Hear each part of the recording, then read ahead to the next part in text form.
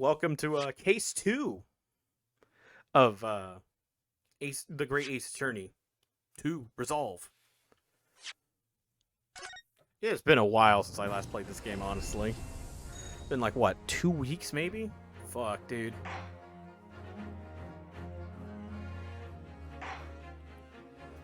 The Memoirs of Clouded Kokoro.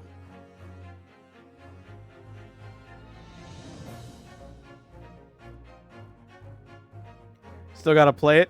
You have it on PC? Sweet. You got the trilogy ready? Or did you just get a Great Ace Attorney Chronicles? Oh, you know what? I haven't seen too many bosses. This is gonna risk it. Risk it for the biscuit. But here we go. Chat box on. Pog.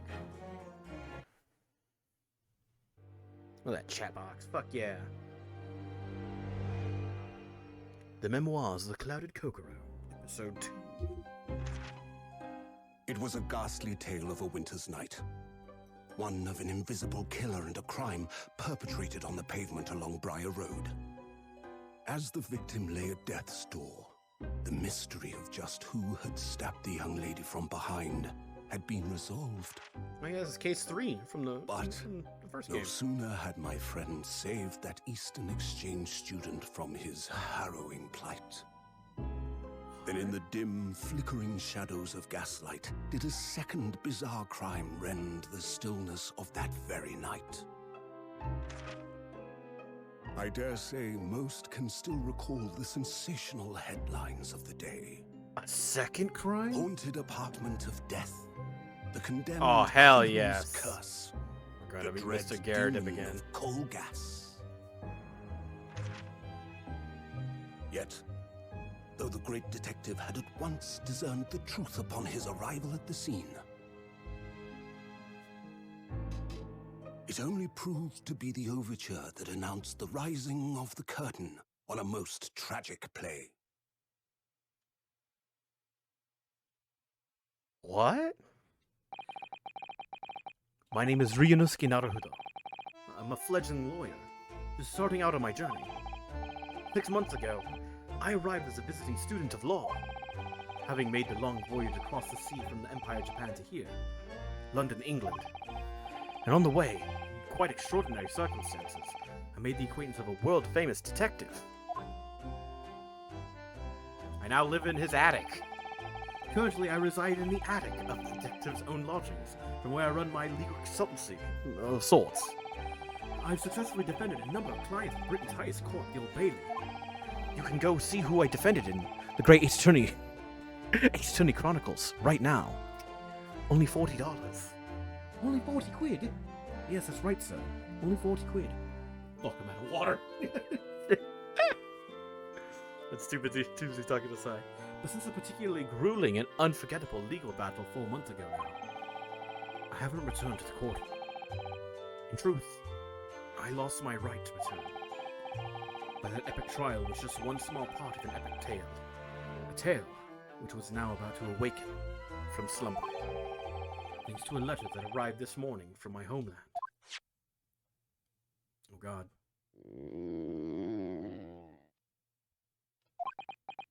Oh.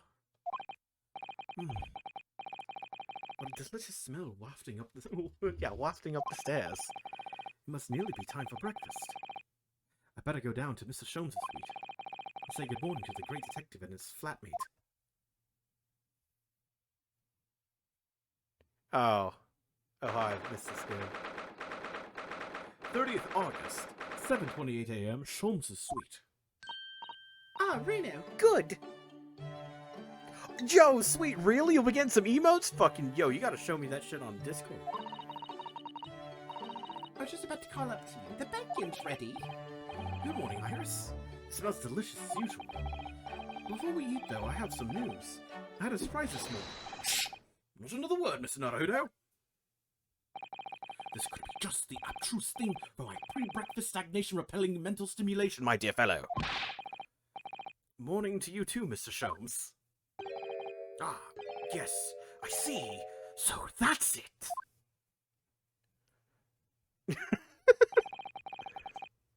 The truth is as clear as day, clear to me as day. My faculties of observation have revealed it again. What are you talking about? You, Mr. Naruto, you have, this very morning, met with a surprise. Well, is that not the case? Really, my dear fellow, it barely warrants explanation. For Discord and Twitch? Sweet. Okay. So, you'll just show them off on your Discord, and everybody on your Discord will have, like, everything cool? Yo, fucking send your, just, like, put your Discord link in the chat right now. If anybody is, like, on the Twitch VOD, they'll totally catch this stuff. And then they'll press it, and we'll have another person on your Discord. It'll be cool as hell. And we also get to ask him, why the hell do you have this link? Nah, that's not much of a mystery. Anyhow, firstly, your hair is particularly unkempt, somewhat reminiscent of a bird's nest. Secondly, you have neglected to fasten the third button of your jacket. Clearly, when considered all together, these two facts point to you having been flustered this morning. Must be because you have new emotes on your Discord. Can I talk now? But of course, of course! Though I don't look for admiration, you understand. My hair always looks like this. It's been this way since I first met you. Oh, it has? And the button was ripped off last night, if you remember. By you. Hell, you pulled your button off? Ah, yes, I recall the incident now.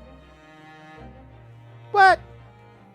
I am trouble having functioning as intended to work properly. I need to be modded. Wow, Streamlabs lost its mod? What the hell? A network error occurred. Cool. Well, that's something I get to fix later on after this. Huh. Rip, no link. Indeed. Well. Oh well, so much for that mystery being solved. I didn't think Streamlabs had that up. Oh well. Well, I guess let's not worry about it for now.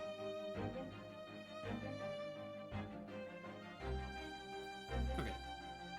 Ah, yes, I recall the incident now. It was after supper, was it not? As the evening advanced, I picked up my violin and began to play the wailing notes of a haunting tune. But then, to my utter dismay, the third string snapped. Why did it have to happen? Why? Well, if you like the Haven, can be shared to your channel if you like. Oh! I guess that's not a bad idea. Hell, I wonder if I can put up the link. Fuck yeah. I can see it right now. Shit.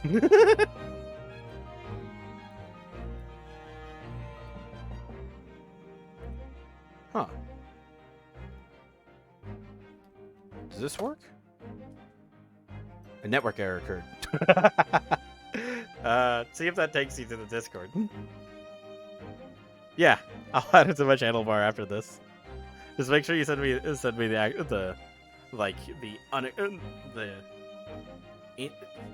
it called? The link that doesn't expire. There we go. Let's just say that. Make sure to send me that on Discord, and I'll add it to my channel.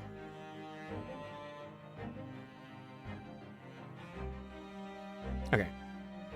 Because, like, my computer's not that great. I can't do it right now.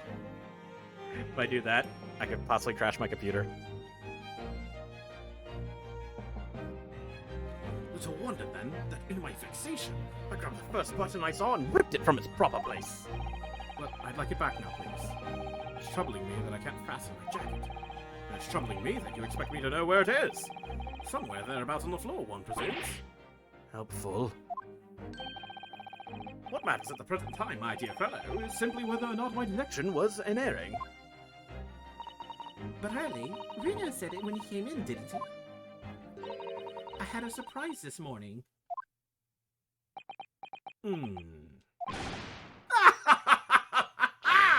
Well, that really is a surprise. Yes, this man is the pride of the British Empire, the famous consulting detective, Mr. Herlock Sholmes. There can't be a single person in the world who doesn't know his name.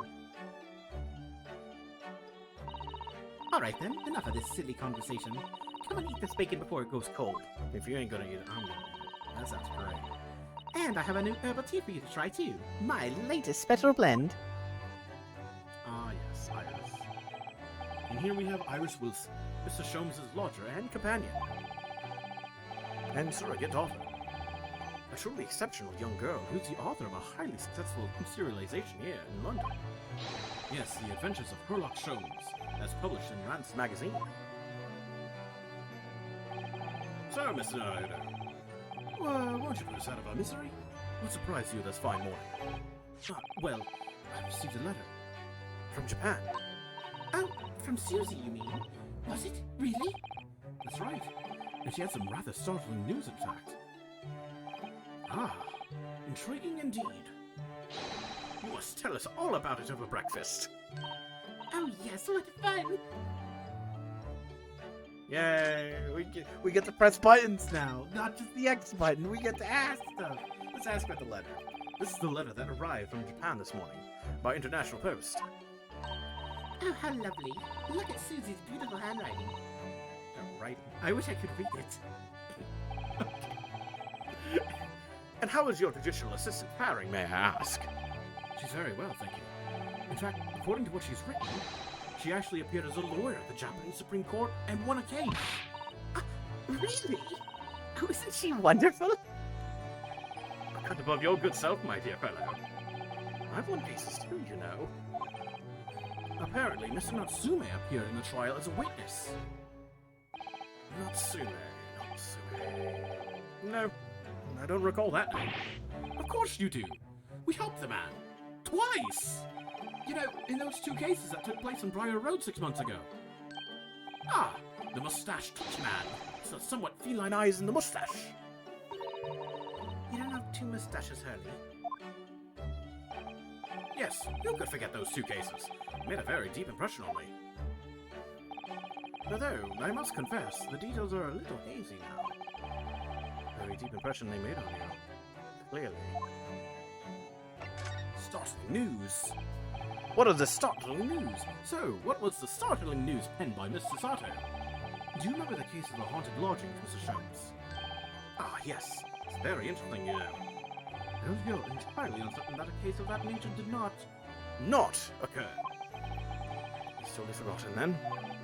Anyway, in her letter, Mr. Sato asked that we read over her case notes again and investigate further. Though it took place half a year ago. For what purpose? It was something that Mr. Natsume said to her, apparently. He suggested that the real reason why she was called back to Japan so suddenly might have something to do with that case of the haunted lodgings. Oh? On Mr. Natsume's return to Japan, Mr. Sato's father questioned him about the case, she says. And something Mr. Natsume said appeared to trouble Professor Mikotoba, prompting him to send that telegram. Oh, that case, yes. The one that was the one that wasn't in the first game. It was very strange, wasn't it? It's like it's a retcon or something. Yes. And I had compiled the whole story into a nice, neat manuscript ready for publication too. But then Hurley here was all funny about it, remember? He was very mean. The story must not be published, you said. Very mysteriously as well. Really? I said that? Are you sure? Do you perhaps know something about it as well, Mr. Sholmes? About why Mr. Sato was suddenly told 4 months ago that she had to return to Japan?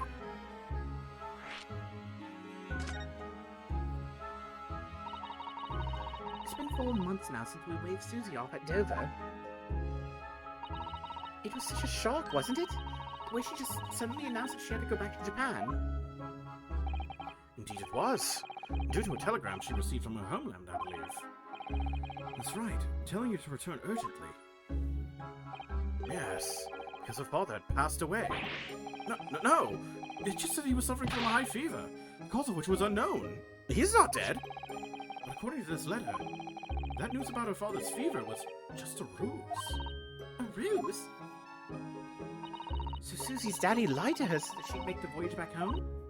Why would he do that? To admit, I have absolutely no idea. But she believes it's almost certainly related to the case of the haunted lodgings.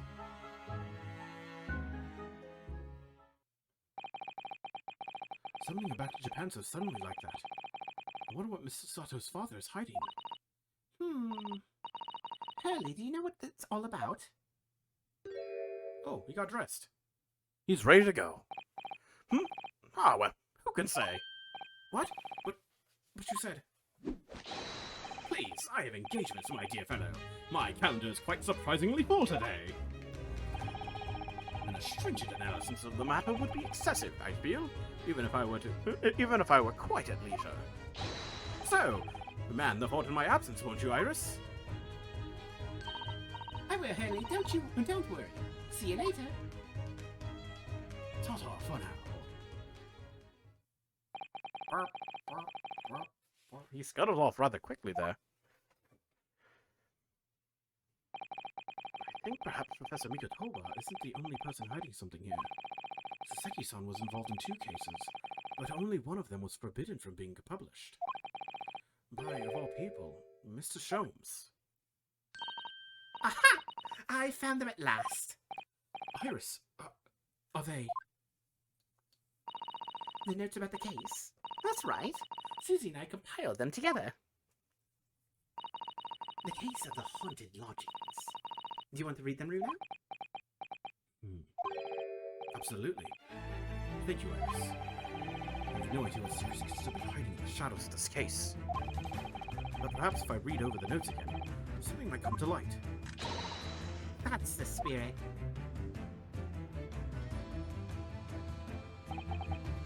So, Iris and I decided to read over the case notes again together. Everything from what happened to our investigation and the fierce battle in court that followed, reliving every detail. I seem to find a clue. I have all the time in the world. Because, of course, I'm no longer allowed to practice law in the courts of Great Britain.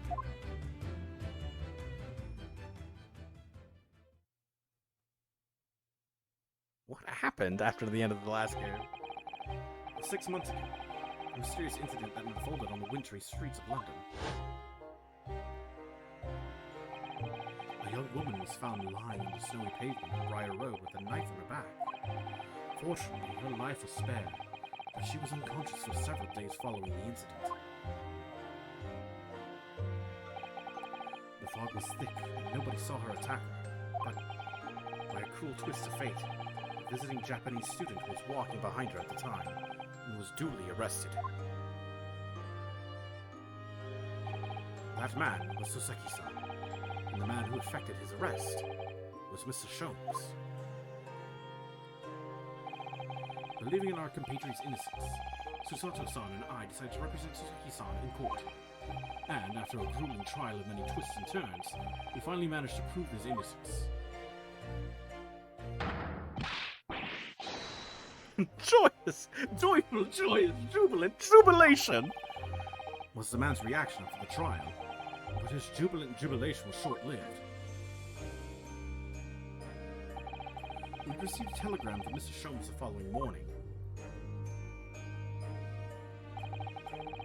The victim of the Briar Road stabbing has regained consciousness. Hurry to Bart's at once. So, Susato-san and I summoned a hansom and headed immediately to the hospital. Oh, a hansom?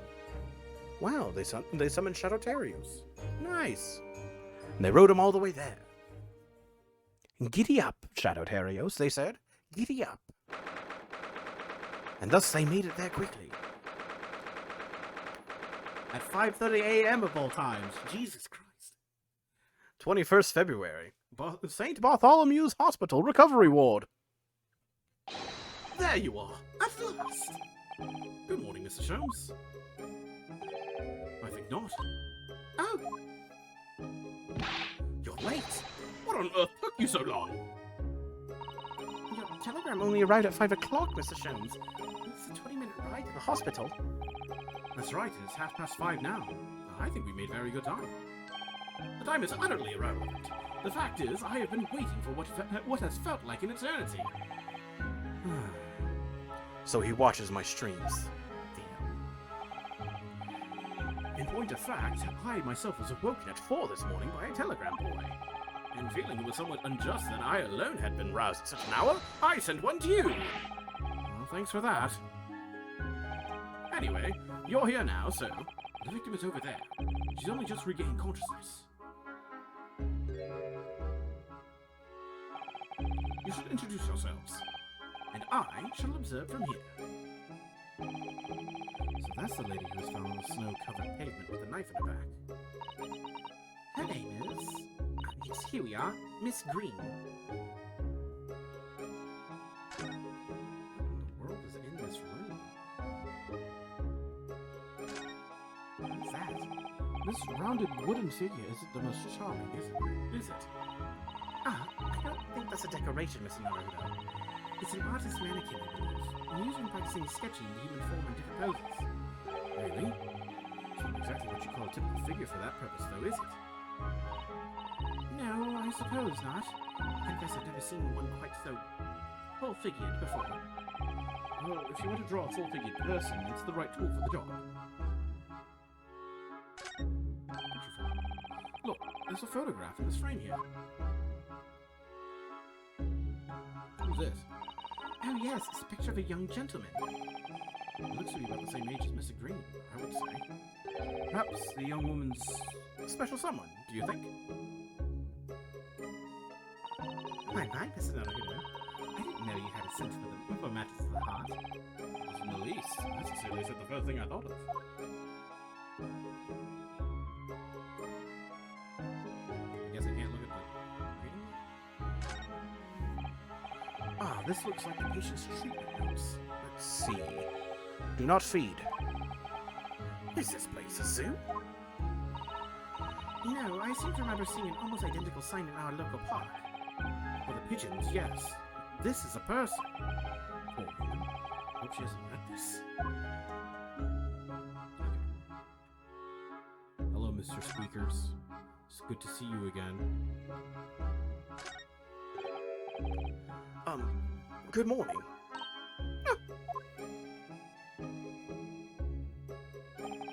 Hello.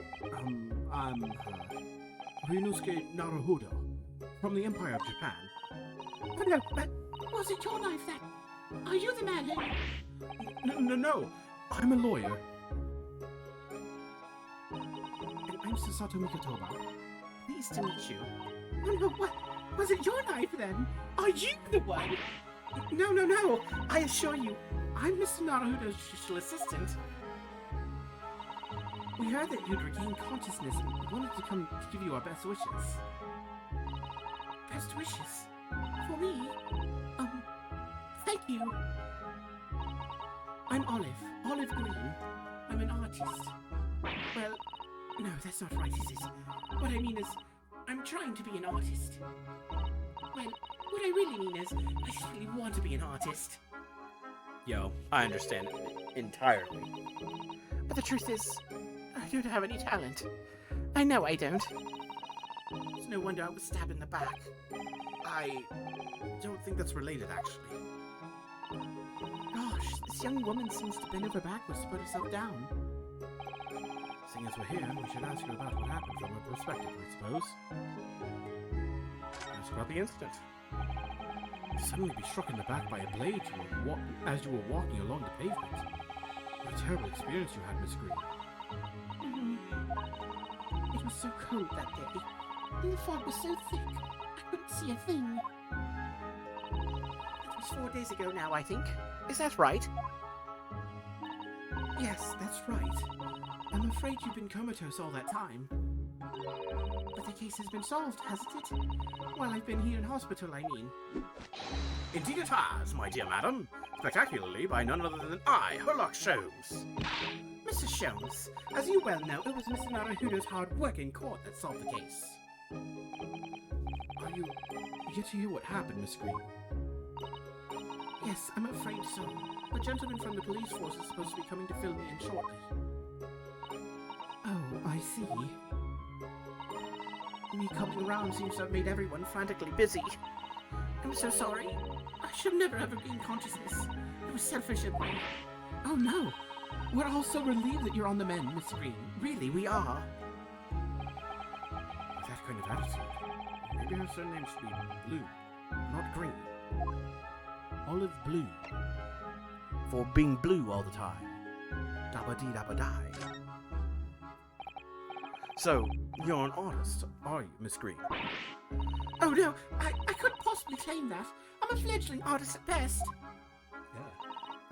I mean, I'm a student of art, really, at the Thorndike Academy of Fine Arts. Oh my, an Academy of Fine Arts? Great Britain is such a wonderful country. Tell me, Miss Green, do you live hereabouts? Oh no, actually, I don't deserve it, but I have a little flat on Brixton Road. I see. Very interesting. Oh no, is it? Brixton is some 10 stops away on the underground from here. And Thorndike Academy is only a 3-minute walk from Brixton Town Centre. Does that matter, Mr. Sholmes? Perhaps not.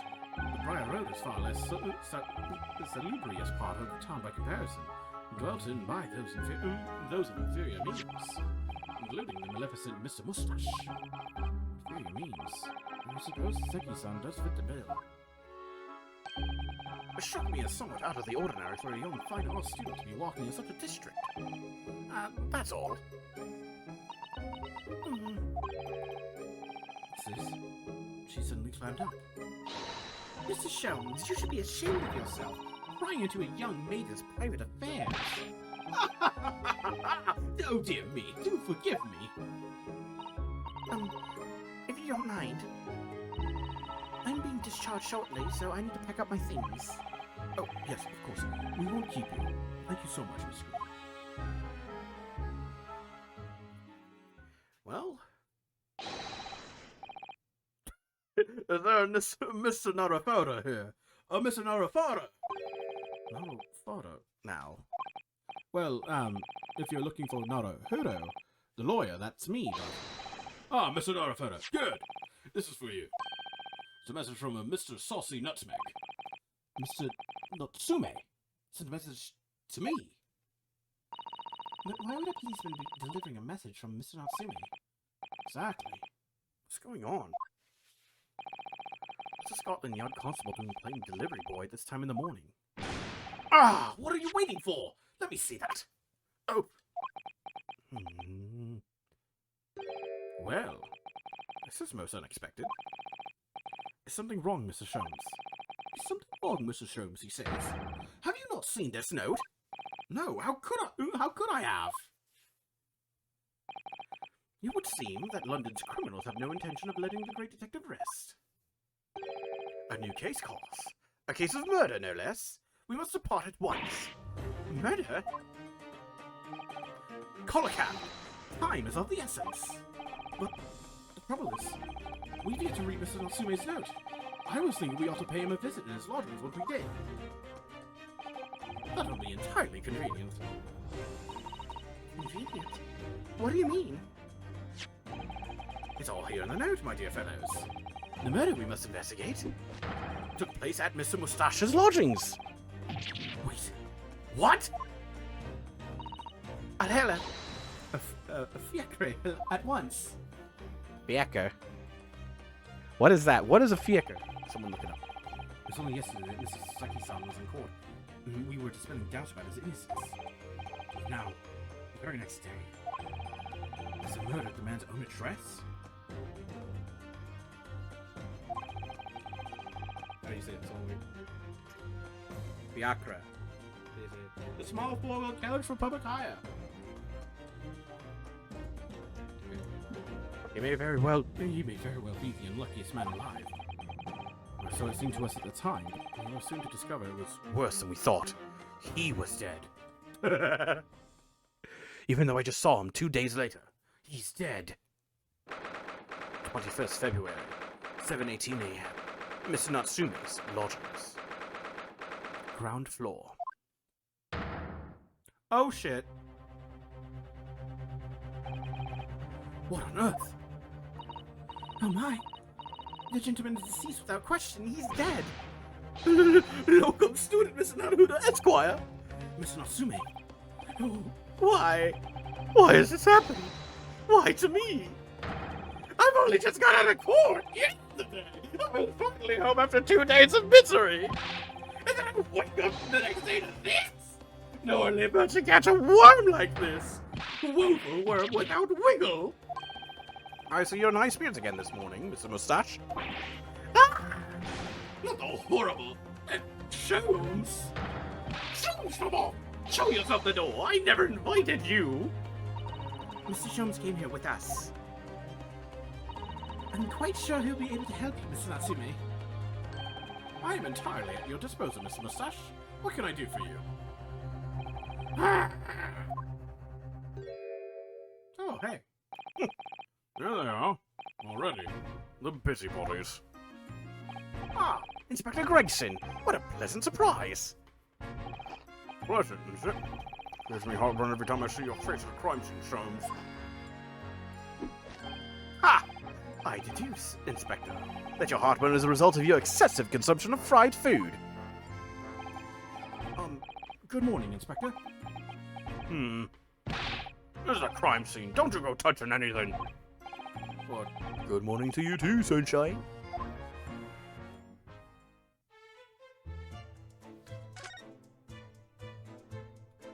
Let's talk to Mr. Natsume first. What a terrible thing to have happened. It's only been 3 days since I was arrested for the incident on the pavement outside. And then, having finally regained my freedom, it starts happening all over again.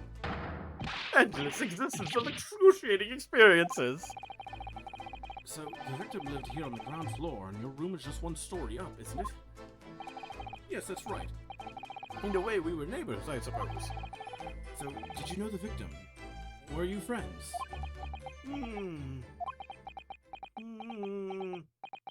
The answer is yes. What's the matter with Soseki-san now? It was an innocent incident enough question, wasn't it? Why does he seem so shaken by it? Well, I suppose he wasn't a complete stranger. But he ever invite me? Did he ever invite me to his room? Never! On my honor, I swear it!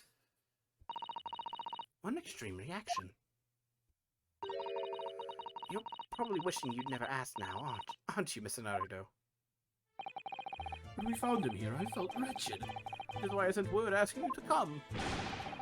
Through that inspector over there! That's so. So, Inspector, what was the victim's name?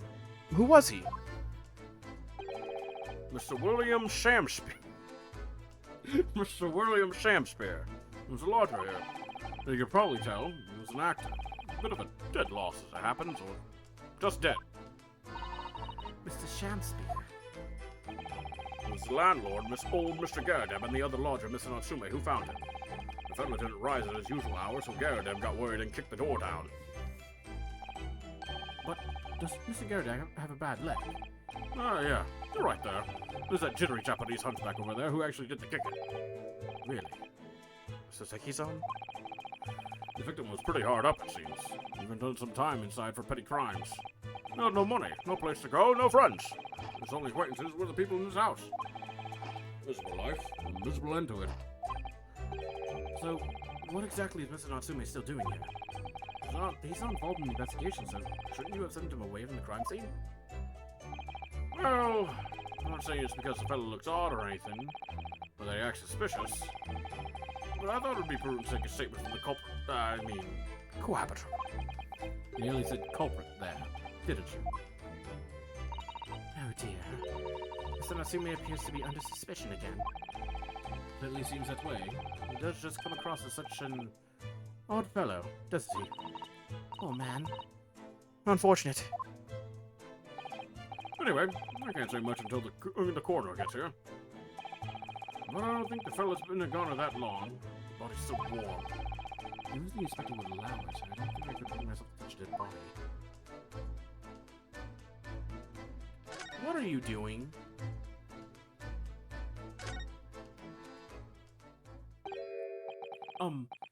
Mr. Sholmes? What are you doing? Ha! You need only observe to know it, my dear fellow. Investigating! Naturally. There's nothing natural about that pose. Mr. Sholmes, have you made some miraculous discovery? Patience, my dear madam. Patience. We've not been here in this room 5 minutes. So far, all I've managed to deduce is what actually happened. My goodness! But isn't that everything we need to know, Mr. Sholmes? Now that you propose the idea, I believe one could indeed see it that way. At the present time, I have managed to draw two incontrovertible conclusions. The first, that there was a physical struggle here last night in which the victim fought for his life.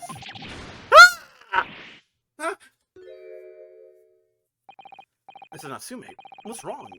Is something that Mr. Sholmes said significant somehow? No, not by me. Forget I was here. And my second conclusion is that there was a poison lingering in the air here last night that passed the victim's lips. Nonsense! All right, Mr. Natsume. Why do you react so extremely to Mr. Sholmes' deductions? No, please, pretend I'm not here. Invisible, ineffable, inscrutable, insignificant. Impossible to ignore. You must tell us everything, Mr. Sholmes. Spare no detail. But of course, let the theatrical tragedy before us be unraveled by my great deductions, presented for your pleasure in 2 acts. We've had some truly astounding great deductions from Mr. Sholmes in the past. No doubt this will be no exception. Miracles will unfold before our eyes this time. So, my dear fellows, for your delight and wonder, let the curtain rise. For Herlock Sholmes' Logic and Reasoning Spectacular, Act 1. The game is afoot. Cause of death.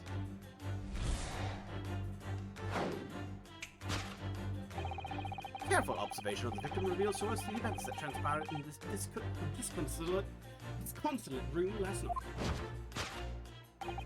Foam at the mouth of the deceased clearly indicates the use of poison. Next to the victim, we notice a large dining plate which contains, you will observe, 1/2 of a sizable bar of soap.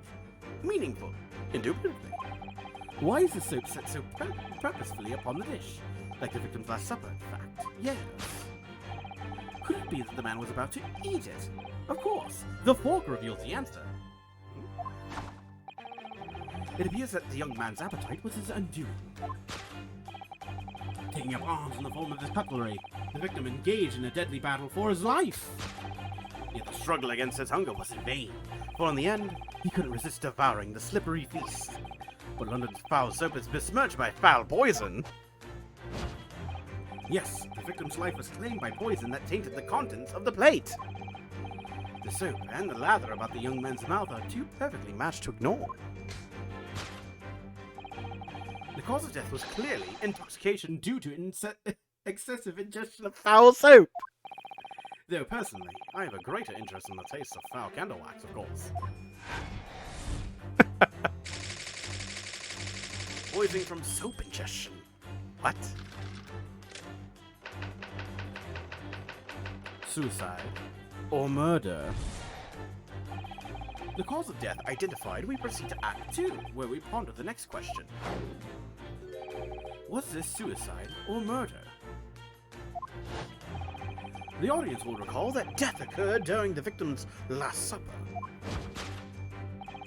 Did the man dine and die alone? This single teacup suggests the answer. To draw a conclusion on such meager evidence would be foolish, however. Certainly. The careful criminal would have absconded with his own cup to cover his tracks. Well, allow me to lift the veil of doubt, my dear fellow.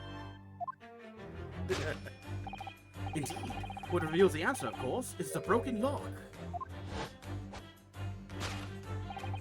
Though forced open now. At the time of the incident, this door was locked. And the sole key was in the victim's pocket. In other words, when the victim consumed the poison, he must have been alone with his inferior soap, from whence wafted an inferior scent.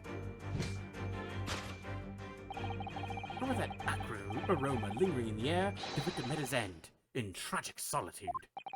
We can take comfort only in the fact that his soul was well cleansed on its way to the hereafter.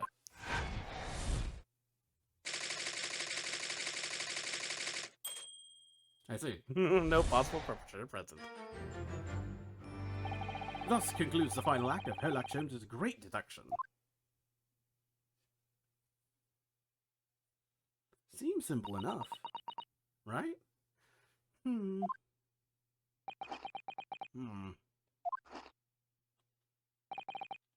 There's just one thing, Mr. Sholmes. You are disposed to identifying just one thing, aren't you, Mr. Naruto? Pray, what concerns you? Well, no matter how hungry he was, do you really think the man would have eaten soap? It is quite apparent that this man had barely a penny to his name. It is a curious thing, but to one so destitute, soap can suddenly appear quite irresistibly appetizing. How extraordinary! In truth, I have tried a little soap myself in the past. You've eaten it, you mean? My dear fellow, it was some time ago now. My postulation was that it would cleanse my gut. And did it? As I writhed in agony on the floor and spilt the contents of my stomach, Yes, I believe it did. the experience taught me a valuable lesson. Soap is quite poisonous. It has an unpleasant taste and leads to great discomfort. In summary, I cannot recommend it. Believe me, I wouldn't eat it even if you did. There's something that troubles me as well, actually. Oh, what's that? It's Mr. Natsume. Oh! I couldn't help noticing him shuddering and quivering out of the corner of my eye. Almost as if Mr. Sholmes' deductions touched a nerve somehow. Nonsense. Well, that clenched teeth episode didn't last. I think, judging by Mr. Natsume's reaction, the great detective's deductions may need some gentle corrections in order to reach the actual truth.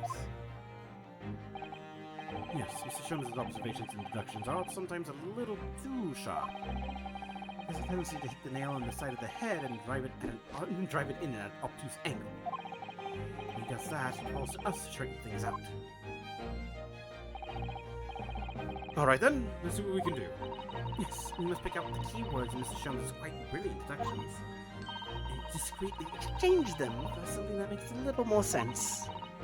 If we can do that, I'm sure we'll arrive at what Mr. Sholmes is meant to say in the first place. In that case, are you ready for the second performance of the day? Once again, my dear fellows, for your continued delight and wonder, let the curtain rise for Herlock Sholmes' Logic and Reasoning Spectacular. Act 1. Course correction.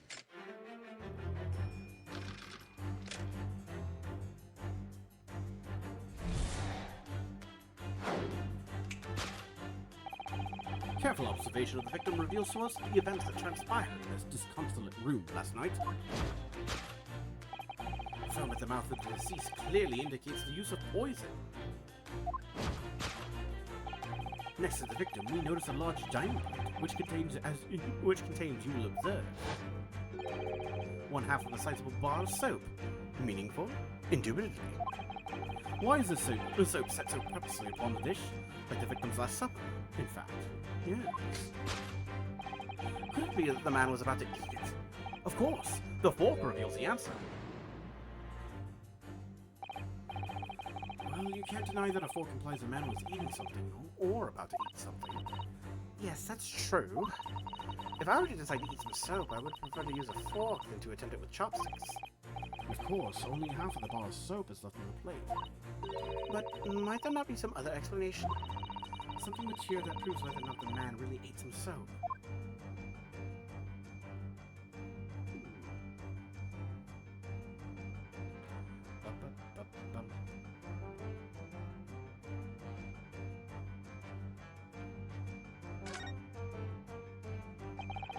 Do you think he was drinking tea with his soap? Cup's empty, so there's no way of knowing. Ah, how about this for an idea? Perhaps the cup was full of water, and he was dissolving soap in it so he could gulp as much down as possible. Please remember that he may not actually have been the soap lover that he's made out to be.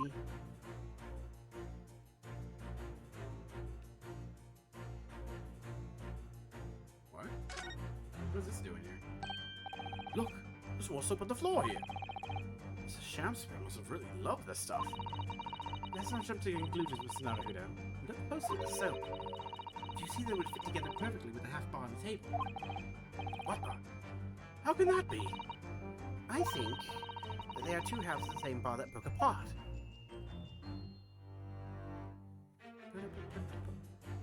Take that!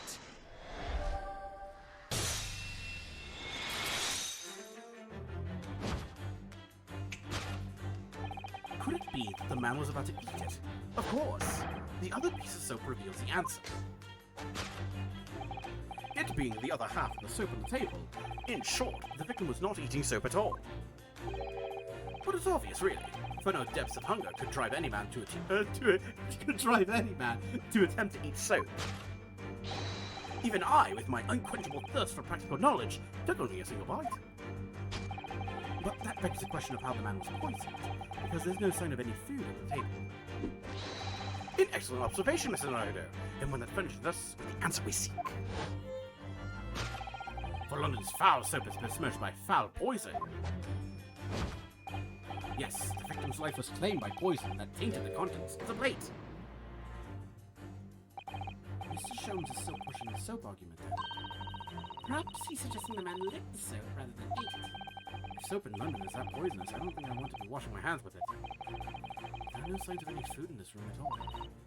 Of course, food is the only thing that passes people's lips, is it? Oh yes, drugs.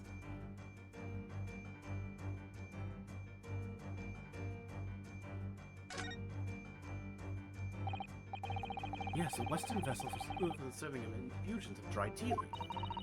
It's a teacup, Mr. Naruto, as you well know. Stop putting on airs. And it's empty. Ah, so we've already established that the victim wasn't eating soap when he died. However, there's significant evidence to suggest that he was drinking tea. What else exactly? So not the fork? Could always be the fork. If the victim didn't eat the soap, then what did he eat? Yes, it's a real mystery, isn't it? Ah, I've got it! He wasn't interested in eating the soap at all. It was this fork he wanted to satisfy his hunger with. Mr. Naruto, I really don't think it's helpful to continue with this line of reasoning that poor gentlemen had peculiar tastes. Sato-san is such a gentle way with words. But I know when I've been told off. Take that!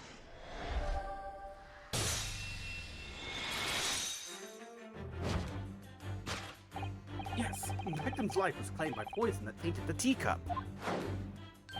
Indeed, cups have been the vessel of choice for practicing poisoners over the centuries. And it would appear that this victim drank every last drop. There's no sign of food anywhere in the room. Which leads us to the immutable conclusion. The cause of death was clearly intoxication due to the ingestion of poison contained in this teacup.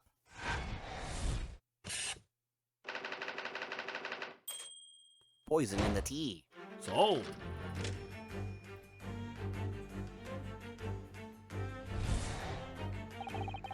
Cause of death identified, we proceed to Act 2, where we ponder the next question. Was this suicide or murder? The audience will recall that death occurred during the victim's Last Supper.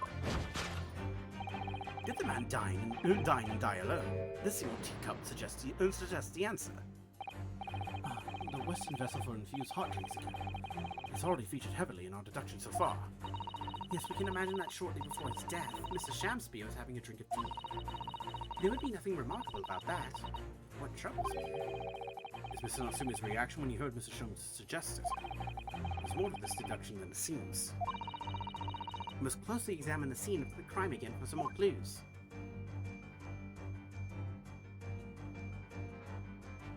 Oh. Take that!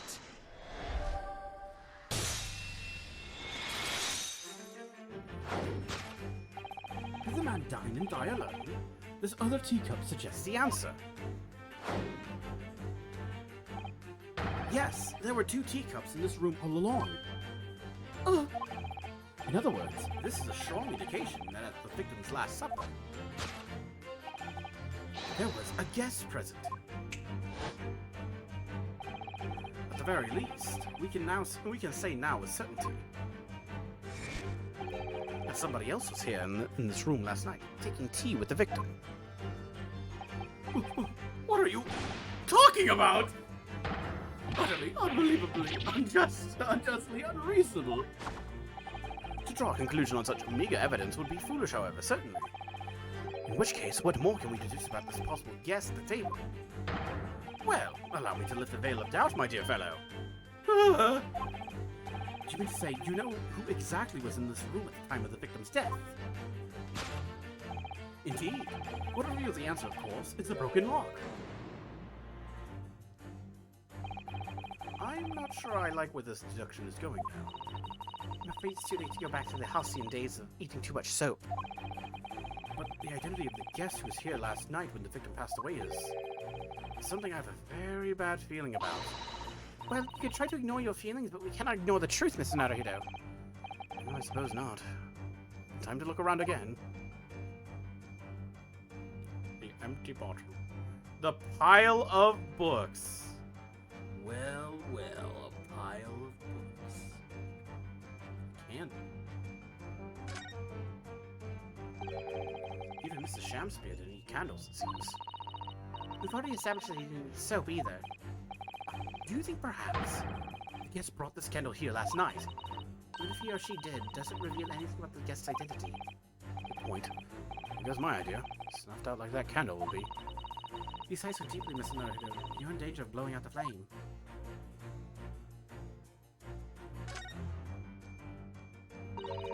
It's empty. Empty of liquid, but full of air. That makes you think, doesn't it? Makes me think that you're full of hot air. We should be thinking about who else was in the room at the time. Sato-san's quick and response was cleverer than my original riddle. Take that!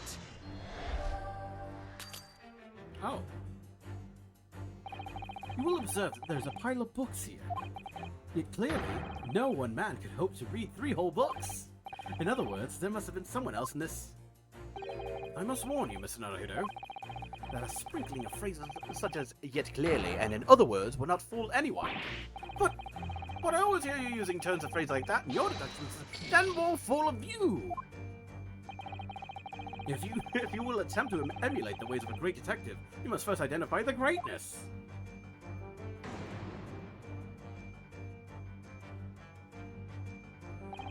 Was there somebody else in here last night or not? Clearly that's a fundamental question that will reveal the truth about this man's passing. Exactly. So we must make sure we have solid grounds for our conclusion. So I'm going to look around and make sure there's nothing more here that meets the eye. Is that all I can see here? Take a look at the books. At first glance, it seems that the only things in this room are the makeshift stage and the costumes. Overlook these 3 books initially. I wonder what they are.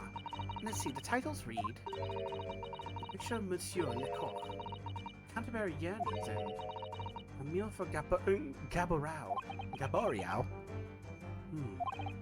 Wait, I'm sure I've heard those titles before. It could just be an incredible coincidence, but they're the exact same 3 books that Mr. Natsume purchased the other day. What? Yes, on the day of the unfortunate incident when Miss Green was stabbed, Saseki-san had just been to a bookshop and bought them. That's right! And now those 3 titles are here in the room with the victim. Yet Mr. Natsume claims never to have been here before. What does this mean, do you think? I really don't know what to make of it. I love familiar books. Take that!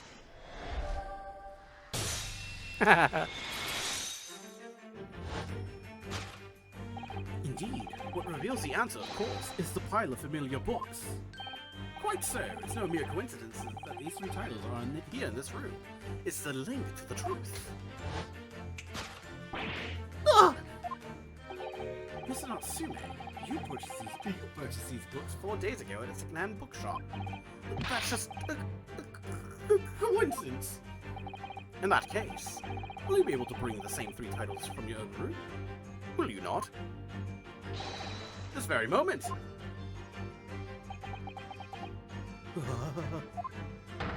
No, never! Not negotiable! If you can't bring your own copies here, it proves that these 3 books are in fact yours.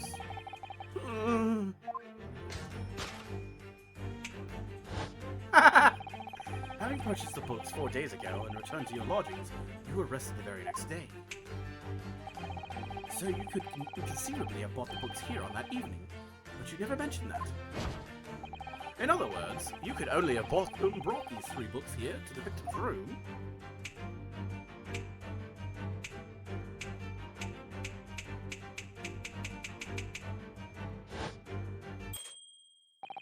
Last night, having returned to your lodgings after the trial concluded at the Old Bailey.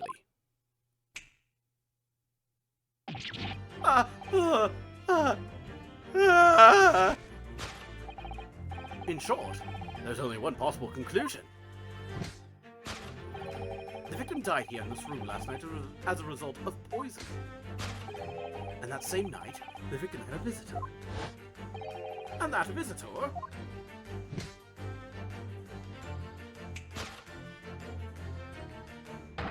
was you, Mr. Soseki Natsume.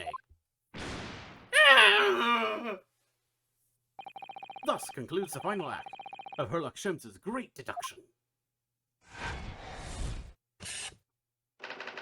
Soseki Natsume. Solved. Deduction complete. Elementary!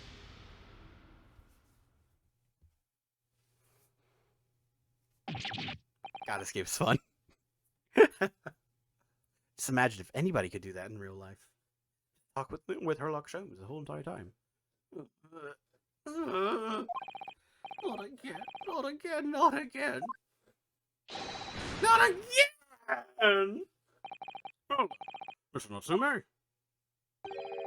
Would appear you're gonna have to accompany me down to the yard. Again. But wait! Hold your horses! Yes? Door, key, locked! Entry, exit, entirely impossible! These philosophies even being stranger than normal. What? You think that's an alibi? You could have just made a copy. What? You live in the same building after all. You got plenty of opportunity, I'm sure. But... Mystery me! Sorry, sir. You'll get your chance to give your side of the story later. Facts speak for themselves, Mr. Mustache.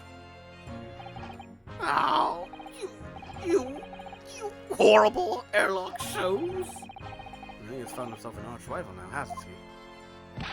Come on now, no dilly-dallying. Outside. His carriage wait. No come student, Mr. Naruto Esquire. I never imagined I'd be in this position again, but...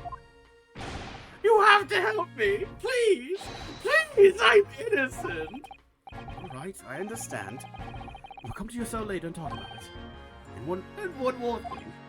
Oh, yes? My poor little kitty cat. Please give him his breakfast for me! And so, his evil curse still apparently unbroken, Soseki-san found himself once again the prime suspect in a case of murder, literally a day after I get him off.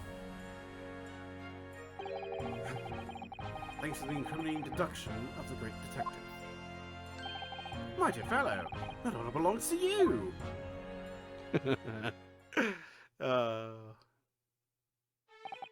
Well, at least that means Inspector Gregson is no longer here. We can examine the crime scene in more detail now. Yes, that's right. And of course... What?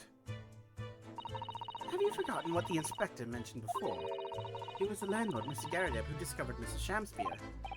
Ah, Mr. John Garrideb. Yes. I expect we could find him in the sitting room at the top floor as usual. Right. Remember to go and talk to him later then.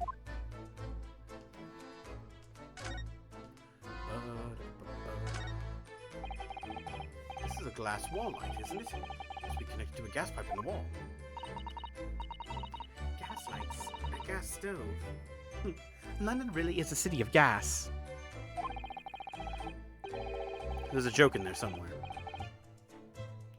But now that I think about it, Mr. and Mrs. Garrideb had an open fire on the top floor, didn't they? Oh yes, you're right. I don't recall seeing a gas stove up there. I much prefer a real fire anyway. It's so much cozier.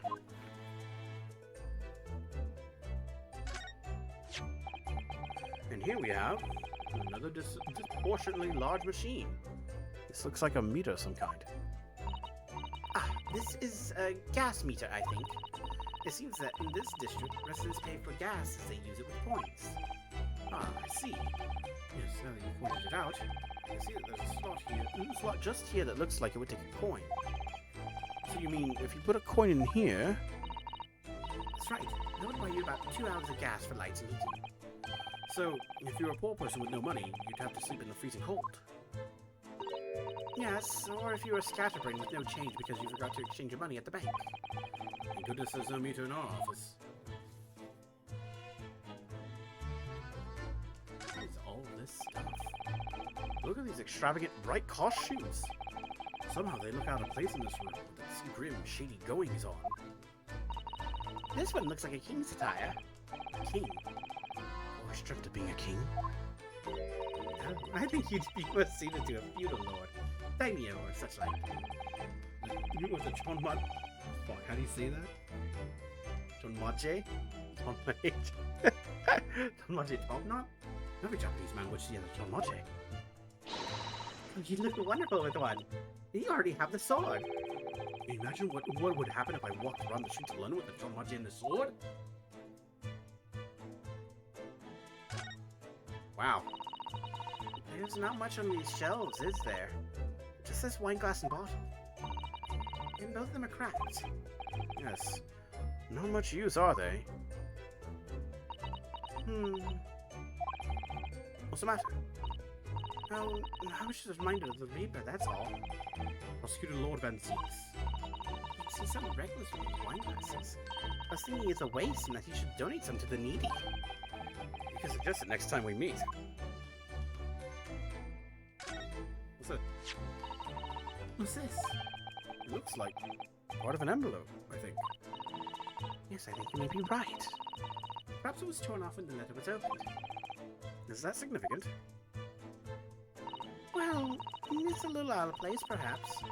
When you look around the room, there's no sign of a letter or the rest of the envelope, in fact, is there? Ah, she's right. And yet, here we have the torn off end of an envelope. It just strikes me as unusual. I agree. We better take this just in case. Yay! Finally, some clues. Stuff in the court record. This blank looks weird.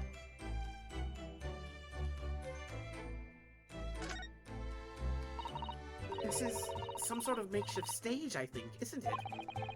Where does the audience sit, though? For the nightly Shakespeare performances. Actors aspiring to the great stage must practice their art, Mr. Naruto, with or without an audience. Ah, yes, just like me. In fact, on a related note, perhaps you should set up a mock bench for the defense in your office. What? Then you can practice your art every single day. I'll think about it. You promised to don a beard and play the role of the judge. Well, if that would help you achieve your goal. This I have to see.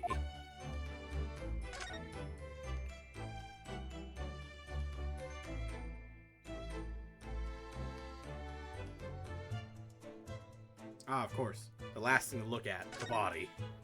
Oh, the poor man. They're young to die. Do you suppose it was a very painful death, being poisoned as he was? I don't know. All we can do now is hope that he'll be reborn to a better life. Yes, I suppose you're right. I wonder. Do you think that putting our hands together in a Japanese prayer will help a British soul? Sorry? I made sure I had a reference at the ready for just such an occasion as this, actually. This book is entitled The Beginner's Guide to Praying for the Departed, the British Way. Let us reread it now. One moment. There's quite a spine on that book, isn't there?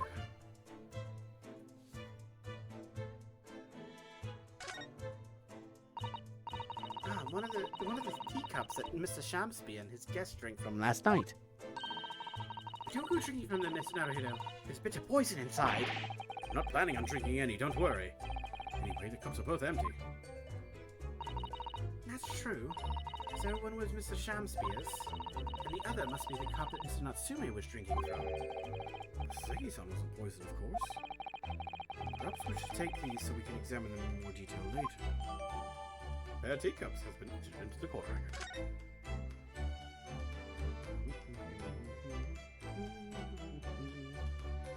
Yo, what if they were trying to kill Soseki-san? Bro, that'd be dirty. As we've seen from the outside, the window is completely bricked up. A vestige of the former window tax that Britons had to pay. What strange things they used to tax in Great Britain. I mean, making people pay for the number of windows they had in a property. It's extraordinary. It's heartbreaking to think of the poor having to block up their windows just to avoid an unaffordable tax. Oh, What is it, Mrs. Sato? if you look closely, a number of the bricks are loose. Is that so? Well. So, Oh yes, it looks as though an amateur has broken out a few of them just here. Was Mrs. Shamspeare who did it, I wonder? Being the lodger renting this room. Ah, look at this, Mr. Naruto. On the outside, there's a little ledge. And there's something on it. What? Outside? so,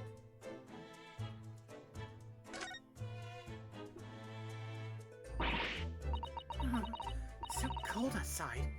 You looked through this gap. It did snow all last night. It would be cold. And more importantly, what is on the ledge out there? What are those snow-covered lumps? It's more bars of soap. Soap? What are balls of soap doing lined up on a ledge outside the window? I have no idea. But the pair of them look rather charming like that. So that's very strange, isn't it? Bars of soap lined up outside the window? I think perhaps we should take one. There are two after all. Oh dear. I suppose we could. What's this? Look here at the soap. Ah, Do you see in the middle there? It's a patch that's different. That's a different color.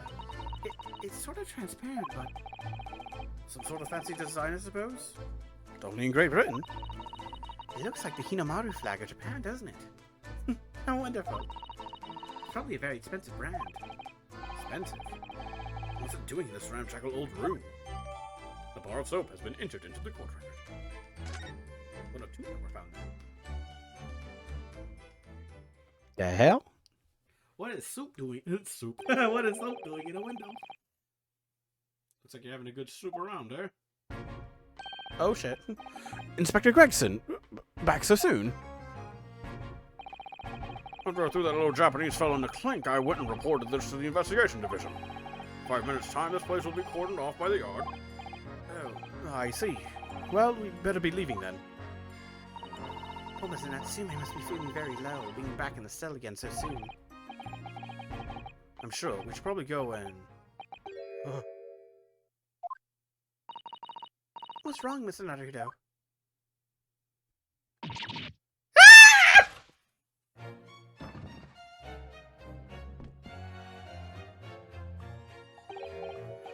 Out! Brief candle! Life's but a walking shadow. Oh, player. Death. That struts and frets his hour upon the stage, and then is heard no more.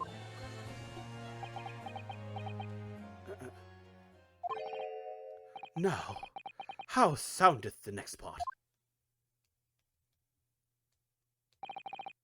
It is a tale told by an idiot, full of sound and fury, signifying nothing. Indeed! Oh, happy day!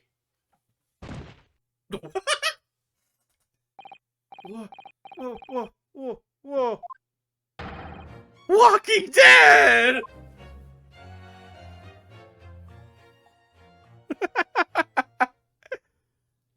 Oh God! I wasn't dead at all. What was that nonsense you were saying there? I think... Yes, it was from William Shakespeare's Macbeth. Soliloquy from Act 5, Scene 5. Shakespeare.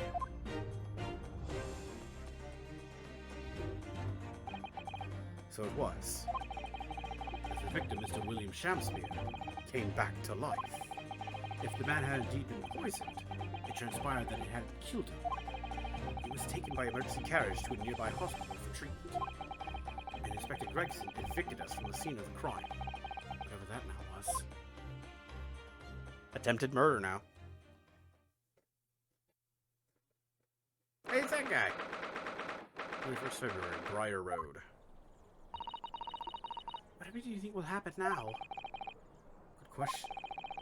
Strange situation with Mr. Natsume. Arrested for murder, but then the victim comes back to life. I think perhaps the victim was never dead in the first place. It seems very likely that Mr. Shamspeare did consume poison, as we deduced. But was it an accident, attempted suicide, or attempted murder? Until the truth can be established, I imagine the police will keep Mr. Natsume in custody. I suppose so. Let's hope it doesn't come to anything more than night in the cells. Oh, what's this?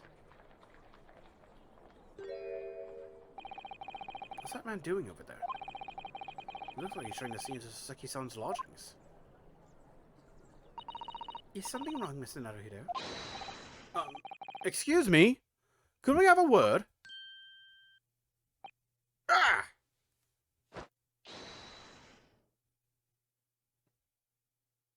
I guess not. He just ran off. I feel sure that I've seen that man somewhere before. Where was it? I do too, but I don't remember. Well, we can see the part of the sub quite clearly here. With the exception of the top floor where Mr. and Mrs. Garrett live, all the windows are bricked up. Yes, that's because of an old window tax that was charged on the number of windows a property had.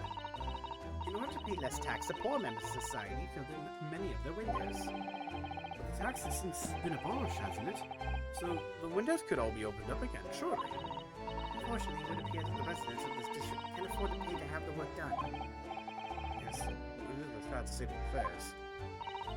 Especially for people like poor Mr. Natsume, to live all cooped up in a windowless room. It's the price you pay for living in very cheap accommodation. It all seems rather pointless when you put it like that. Oh, we're not going to take a look at the soap from the outside? Oh, yeah. Busted up windows. Let's take a look at the bike. There always seems to be a bicycle outside the Garden residence. I read that bicycles are extremely popular all over Great Britain at the moment, in fact. That one seems very warped, though. Especially the front wheel. Is that to make it more of a challenge to ride, do you think?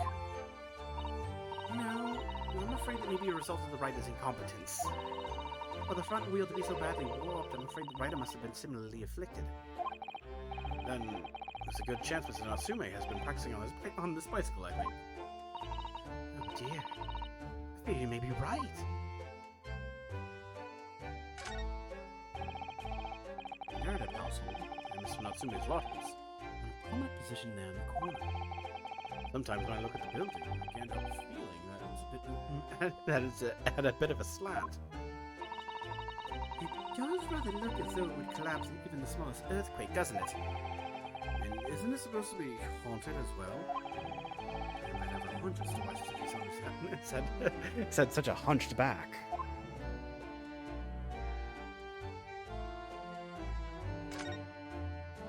Hey, the snowman's still there. Nice.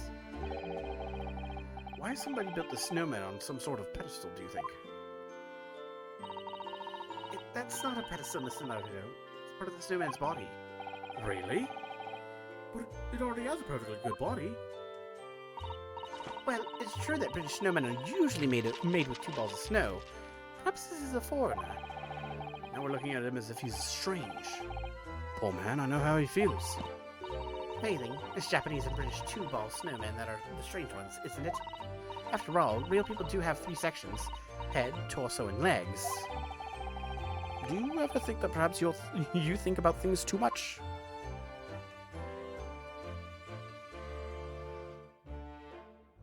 Ba-dum.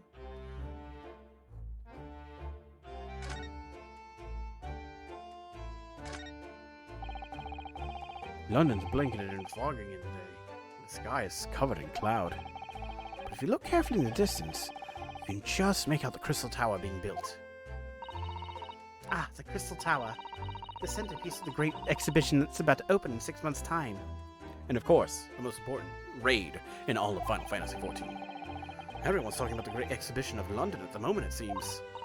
Well, it's to be the largest event of its kind anywhere in the world, with technology and scientists from all over.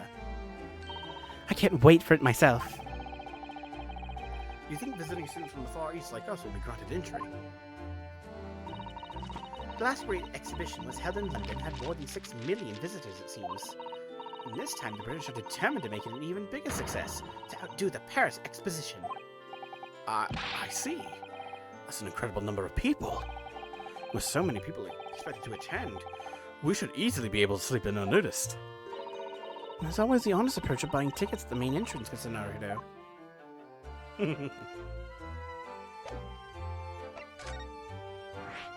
new location has been added.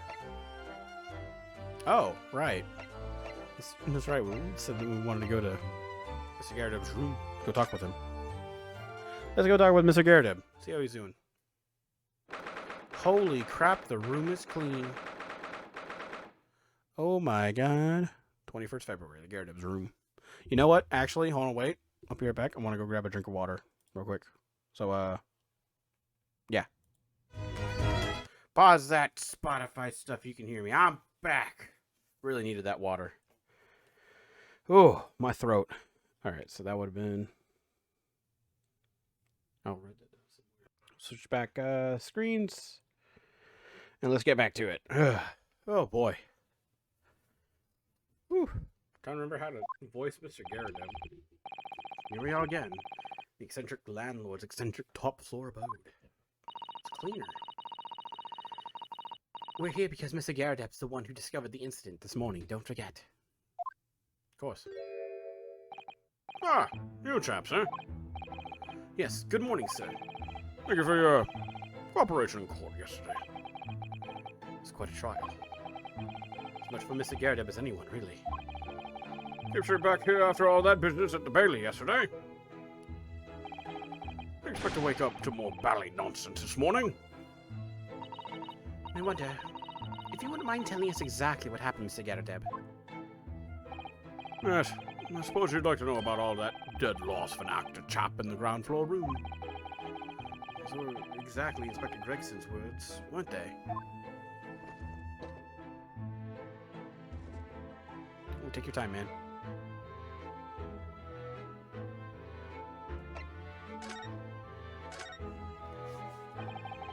Must have been a real shock for you this morning. I hear that you discovered what had happened, and I heard that you kicked down the door very bravely. Ah, well, that hopeless actor chap rises at 5 o'clock sharp every morning without fail. At 5:30 this morning, he still hadn't lit the gas. So I went down and knocked at his door. No bally answer. And that's when you broke into his room by kicking down the door? Well, calling that rum-looking Japanese chap to do the grunt work, of course. Wasn't it a little premature to kick the door down? The man could have just overslept by half an hour. It's very true, Mr. Naruto. 30 minutes oversleeping warranted such behavior. I have to kick your door down every morning. But I don't have a door. You know, better to be safe than sorry and all that. Is it just me, or is he avoiding our gaze now all of a sudden? Except that it was a sorry situation indeed that you found on the far side of the door. The man's not dead! The victim's name is Mr. Shamspear, I believe. Is that right? Yes, William Shamspear. Took the ground floor room 3 months ago now. And how would you describe him? In a word, destitute. Destitute?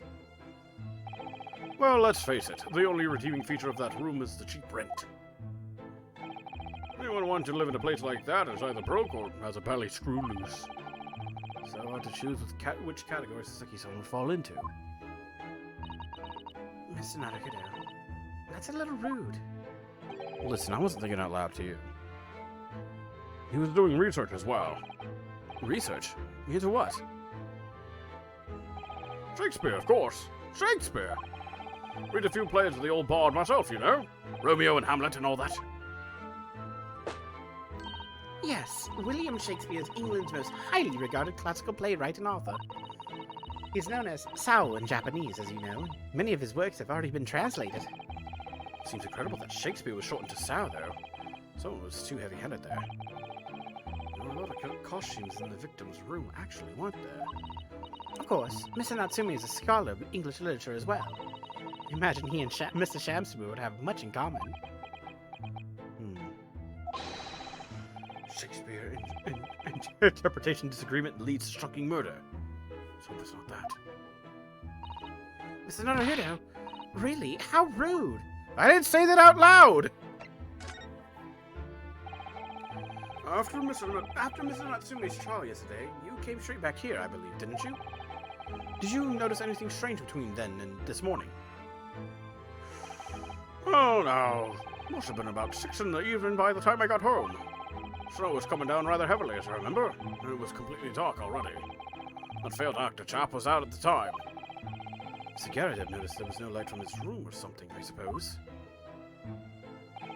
Couldn't summon the energy for anything much, so I just sat in front of the fire up here. It was after 8 before Shamspeare got back. The chap was up until past 1 in the morning, I'll have you know. Suppose he made his end sometime after that. I was asleep by then, so I'm rather in the dark there. Well, thank you. That was very illuminating. Is everything all right, Mrs. Sato? Well, I was just thinking it's a little strange, that's all. Mr. Garradeb, you were up here in your room all evening, if I've understood correctly. Not a big fan of stairs. With this blasted leg. Then, how is it that you seem to know? Precise movements of your tenant on the ground floor, I mean. Ah! That's a very good point.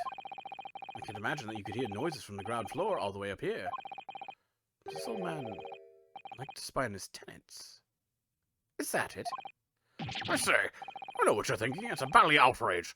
I'm ex-military, don't you know? I don't go around spying on my tenants. Why would I? Then how did you know, Mr. Garradeb? It's the gas, woman. The gas tells me everything. The gas? I guess that makes sense. What on earth do you mean, sir? How can the gas tell you anything, let alone everything? Well, as you're probably aware, the gas is supplied to the building by pipes. Yes, I'd more or less worked that out. Oh, every room in the building is connected by a single pipe to the gas main outside. And the gas company supplies gas to properties via the main. Yes, I understand that, too. Let me see if I can explain. Let's say I was to light the gas lamps up here. What do you suppose would happen? Well, obviously the room would get brighter. Exactly. At the same time, the lights in all the other rooms of the house would dim for a moment. What? They dim? Why? Perhaps it's because when you light a gas lamp, it briefly uses more gas than usual. And that reduces the amount of gas in the pipe for the other lamps that are connected to it.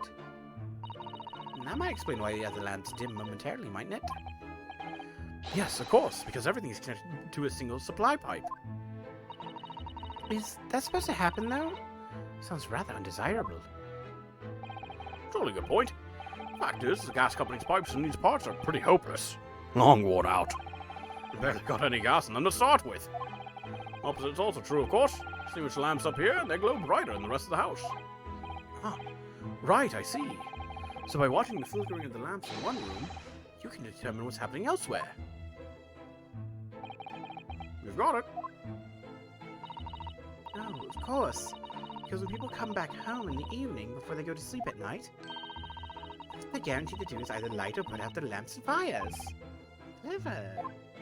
Clever. In point of fact, the room on the ground floor and the one above it use slightly different amounts of gas.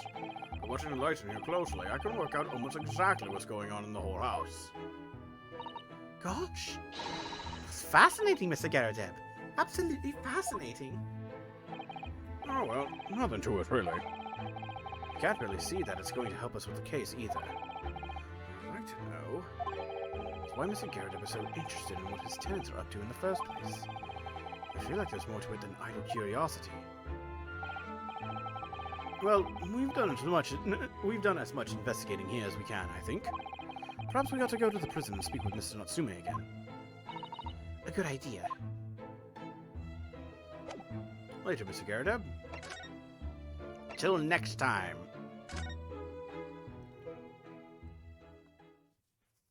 Oh, yes. 21st February, local prison, cell 9. Look, Mr. Naruhida. Mr. Natsume, have the police finished questioning you now? Locum student, Mr. Naruhodo Esquire. Oh, yes. What is he? Tell me. Is he a ghost? Is he here to haunt me? Let me guess. You talking about Mr. Sholmes? He actually calls himself a great detective, Mr. Natsume. Not a ghost. But his diabolic deductions. They're not of this world. They've left me. Ah! Cursed! I'm cursed, I tell you. Well, that sort of hurts. Credit where credit is due, Mr. Naruto. You were heavily involved in the deductions, too. Yes, moving on, we have some wonderful news. Oh? The victim that we all thought was dead has come back to life again. Now, in the absolutely worst case, you could only be tried for attempted murder. That's great, isn't it, Mrs. Natsume? It's terrible! Oh, I'm stuck in this cell, suffering for some silly, wrong end of the stick. You did it, didn't you? Confess, you're a killer. Why the mustache? Constant questions. Sorry to hear that. Ah, that selfish shyster! Make up your mind. Are you dead or alive? If you were going to come back to life, why bother dying? Wickedly wishy-washy William. well, it seems likely that Mr. Shamsby was never actually dead in the first place. Ah, yes. That might make sense. And I'm pleased that he's alive, of course. Our lively debate last night was much fun. I'd be sad to think that it was our last. Mr. Natsume, does this mean that you did see the victim last night? You met with Mrs. Shamsby, didn't you? I'm not saying another word! I demand have a lawyer present! Who do you think I am? Please, Mr. Natsume, we need to hear your side of the story. Oh, why am I cursed like this? What happened? Can you tell us exactly what happened last night then, Mr. Natsume? There's nothing to tell. But, Mr. Naruhodo Esquire, I'm eternally grateful to you for helping me with that accursed case yesterday. The case that poor Miss Green hospitalized. That saw poor Miss Green hospitalized after she ended up with a knife in her back. It's hard to believe that was only yesterday. After the trial was over, I trudged my weary way back to my lowly lodgings. And that evening, at 9:30 it must have been, I visited Mr. Shamspeare. So you did go to the victim's room then? As we feared. I didn't do anything wrong! I'd never been to his room before. It was the first time! Then what made you decide to go? I bumped into him when I arrived back at the house. We got chatting and it developed into a discussion. But he had to go out, so I bade him farewell. That ties in with what Mr. Garrett said. The victim went out and came back after 8. We met again later that evening at around 9 or just after. And when I took him some nice tea I brewed as a gift. So it was you who brought the tea that clearly been drunk at the scene then. And I suppose you were discussing the works of Shakespeare, were you? Yes, that's right. That's exactly right. You feel like you've already seen this? Oof. Romeo and Juliet! Who was the stronger? It was a delightful debate. I'm sure. Such a stimulating subject, Shakespeare! And the debate became very heated, so you slipped poison into Mr. Shamspeare's tea. No! Never, not at all! Team Juliet won! That was me! And when I left his room, the flamboyant fellow was fighting fit. I swear it categorically!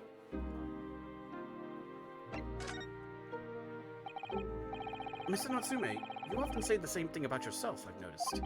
That you have a cursed existence. I'm sure I've mentioned this to you before, but I've been here in Great Britain for a year now, and in that time I've learned that it's no place for me. And that's why you're going home and pack up your stuff, and then you ended up getting into a conversation with your neighbor, yada yada, all that stuff. Okay. It can be very trying to live in a foreign land and adapt to the ways of another culture. There are foreigners everywhere I look. They all stare at me. They all laugh. It's the impression I get whenever I go out. It makes me scared to leave my room. Which is why I've become a recluse. But even in my room, I find no respite from my fears. I've moved more times than I can remember. And 1 week ago, I moved into Briar Road. But why? I mean, why did you choose to come to that place? It doesn't seem very comfortable. Because the rent is cheap. I have so little money, it spoke to me. The rent? Obviously, there's a reason why it's cheap. Because the room is cursed. Cursed? Cursed how? The previous occupant, the man who lived there before I took the room, died there. Oh no. He was only a young man, but one morning he was found dead and no one could explain why. Surely no one would want to live in a room with a history like that. I didn't. The letting agent recommended the place. I wavered. But I want books, and books cost money. A horrible history is a small price to pay. When I realized it would mean I could buy more books, I signed the lease like lightning. Brave. Don't blink it. But after I moved in, I soon came to realize what I'd done. I realized how horrible that room's history really was. Gosh. Was it really so awful? Horrible history. Alliteration. It's great. How did the room's horrible history affect you, Mr. Natsume? What happened? At first, it was just a feeling. The feeling of beady eyes boring into my back, watching me. Do you think that might have just been your mind playing tricks on you? No. My mind doesn't know any tricks. It was someone else. You can't teach dog new tricks after all, Miss Locum Miss Naruhoda. Miss Ah, fuck, I forgot how he says Locum student Miss Naruhoda Esquire. Let's go with that. It's been one long nightmare ever since I was given the keys to the place. A nightmare? And having bad dreams, you mean? Oh, the souls who died in that room lean over me in my sleep and try to strangle me. That really is horrible. And now I come to think of it, it happened again last night too. The very same night that Mr. Shamspeare was writhing in agony from the poison in his body. I was on the verge of being suffocated silently by those miserable spirits in my room. You simply must move out of that room as soon as possible. Yes, you're right, I know it, and that's why. I'm already searching for the next room with the history to call home. I think perhaps you should try to avoid accommodation with any kind of history at all. Otherwise, I'm scared that you yourself may become history. Ah! Susato-san knows how to make the man listen. Of course. My lord of the manor is worried about the curse in my room as well. You mean Mr. Garrett? Yes. He knows that if people keep dying there, he'll never be able to rent it out again. Well, that's true. I, for one, wouldn't go near the place. Ah, perhaps. And that may explain why the landlord pays so much attention to the gas lamps and his tenants' movements. You mean because he's worried about their well-being? He does seem to have an unusually keen interest in the amount of gas in the pipes. There must be a reason why he keeps such close tabs on the occupants in his let rooms. Oh! Is that why they feel like they're being suffocated? Why that guy, like, passed out? Is there a gas leak in each one of the rooms? Oh, shit. What do you mean? He pays so much attention to the gas lamps. Oh dear, no, it's nothing to do with you, Mr. Natsume. Please, forget I said anything. Oh, now you're talking about me behind my back as well. What's important is that Mr. Shamspear isn't in fact dead at all. Once he's come round and he's able to tell us what happened, we'll be able to get you released. Yes, please. Oh, I do hope you're right. Excuse me? Inspector Gregson. Couldn't help overhearing what you just said. On that note, I have some good news and some bad news. Oh. What do you want first? Always, every time, the bad news comes first. When hope is all you have, hold on to it. That is my guiding principle. Right, well, in that case, the good news it is. Huh? Sorry, but it's just a lot easier to explain everything that way. Why did you ask me my preference? As you might have heard, the victim, Mr. Shamspear, was just unconscious. He's coming around now. Yes, we saw it happen. We saw it happen in all of its terrifying glory. He's still being treated by the doctors, but we've managed to get a written statement from him already. Oh, isn't that wonderful, Mr. Natsume? Oh, thank goodness. It's all over then. I can leave the somber cell. Sorry, no, that's not on the cards. What? Why have I not, Inspector? Mr. Shamspear has implicated someone as being responsible for what happened last night. Implicated someone? Oh dear. You don't mean... Sorry to say I do, yes. He's pointing the finger at you, Mr. Natsume. Ah! By sweet poison did he seeketh to end my life. That wickedest caitiff, Soseki Natsume. No. So I'm afraid you'll be appearing in court as planned. We wanted to make the necessary preparations. No!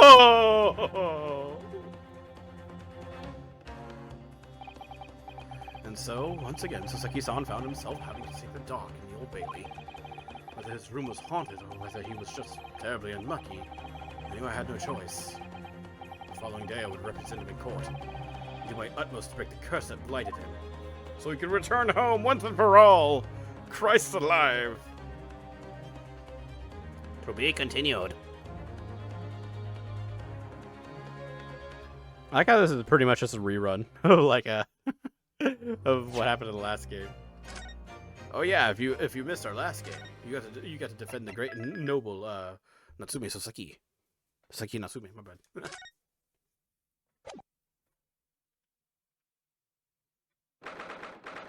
22nd February, 9:23 a.m. The Old Bailey. Independence Antechamber. You know what? It's so good.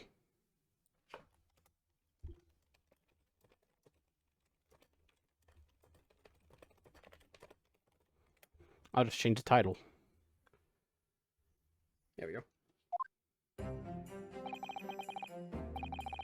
The Old Bailey. This place always makes me feel strange. So we get chills down my spine and break out into another sweat all at the same time. Well, didn't think I'd be back here so soon. That's my line. Good morning. Ah, good morning, Mrs. Natsume. It's only 2 days ago that I was declared not guilty here. Yes, we somehow managed to prove he didn't stab Miss Green in the back. But now this. Oh, hey! Raisin! Thank you very much for the raid! How you guys doing? Raisin Pog, yes! I like that. How you guys doing? What were you doing today? Let me give you a shout out, man. Hey, Jer, how's it going?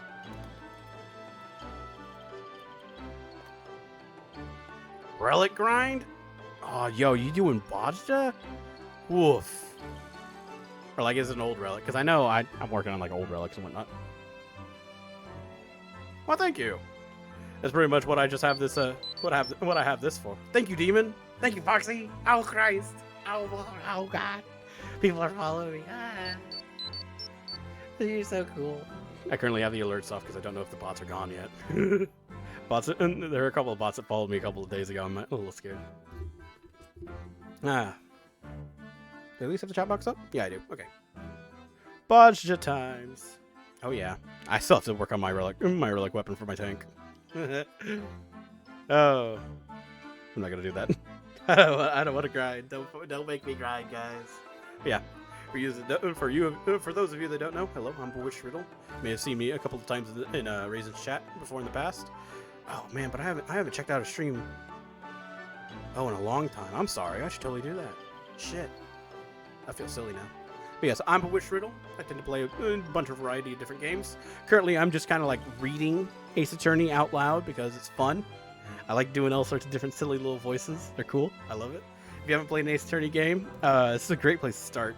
Great Ace Attorney Chronicles just came out, I think, last month? Earlier this month? Last month. I think it's last month. 2 months ago? Something like that. But yes, Ace Attorney games are a lot of fun. There's currently 2 that you can get, is Ace Attorney Trilogy and Great Ace Attorney Chronicles. I think you can get them like anywhere. So if you haven't played them yet, I highly recommend them. They're a bunch of fun. That's the reason why I'm reading the voices. I'm doing this. So thank you for tuning in. Hope you all have a wonderful time while you're here, just chilling out. So thank you for tuning in. Hope you all had a wonderful day. Anyhow, where was I? Oh yes, another morning, another murder, and here I am again in this hellhole. Can't keep coming to court. I'm beginning to think he's right. It really does seem as though he's cursed. Mr. Naruto, I'm afraid I have bad news. Oh, Of course, yes, of course, yes. Just tell me the bad news. We probably have the Reaper again, don't we? Yes, we're fighting the Reaper. Yay! We have the Reaper in 14 that's coming out. Well, don't worry, he's here first. The Reaper's here. Mr. Natsume. Good morning. Yes, morning. So, here we are again. Yes, again.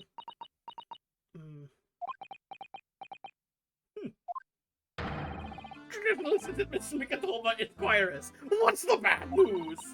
Oh, dear. You heard, did you? You're coming shouting at the top of your voice. People can't help hearing what you say. Oh, I am sorry. You've done nothing wrong, Mr. Sato. Now, what is it?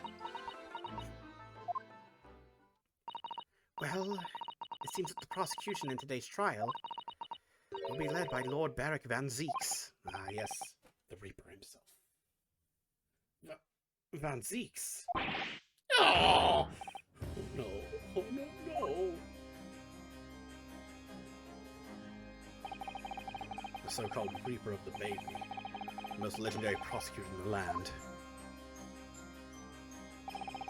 In the trial 2 days ago, he pursued Sasaki-san and I relentlessly. Of course, by the skin of our teeth. We managed to pull through, but still.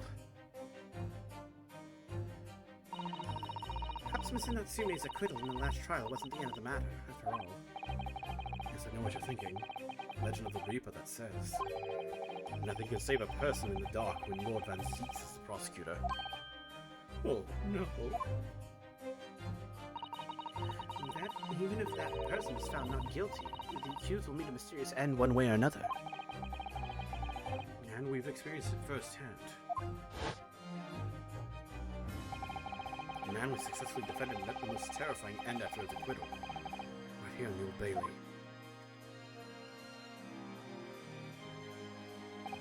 Ah! Do I have to put up with those ice-cold eyes boring into my soul again? Cursed by evil spirits and now by the Reaper! Petrifying perils, potentially! Well, if it's potentially, didn't you appear to have hope, Mr. Natsume? Welcome, student Mr. Naruto Esquire. Yes. I'm innocent. You have to believe me. More than anyone now. Don't worry. I'll be your steadfast ally every step of the way in this battle. I promise. This promises to be a hard battle, I fear. It's always a hard battle. You know what I mean? Every step of the way, we're almost done for. Well, the trial is scheduled to begin shortly. We should move into the courtroom. Oh yeah, guys, get ready. Finally. Back in London, back in court. Let's go. Oh, yes, I forgot to say. I'm afraid he won't be able to make it. Mr. Sholmes, I mean. It's probably for the best. If he were here, I'm tempted to rely on his help. That could be seen as a weakness.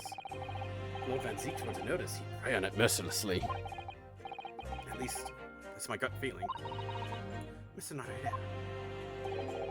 You're right. Yes, you're so right. Oh, well said, local student, Mr. Naruda Esquire. Well said! Swearing the sword at my side and on the spear of the Kazuma that it harbors. I've shown what a Japanese lawyer can do. I'll set you free. With honor. Oh, yes.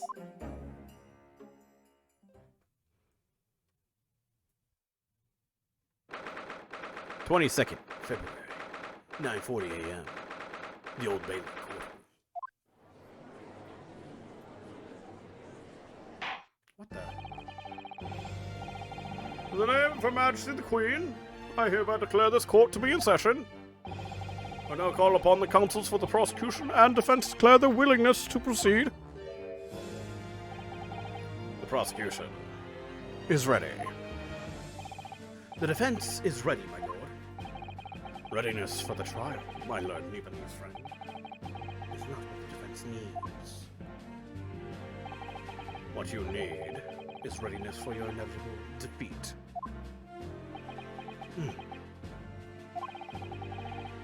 It's not just in my imagination.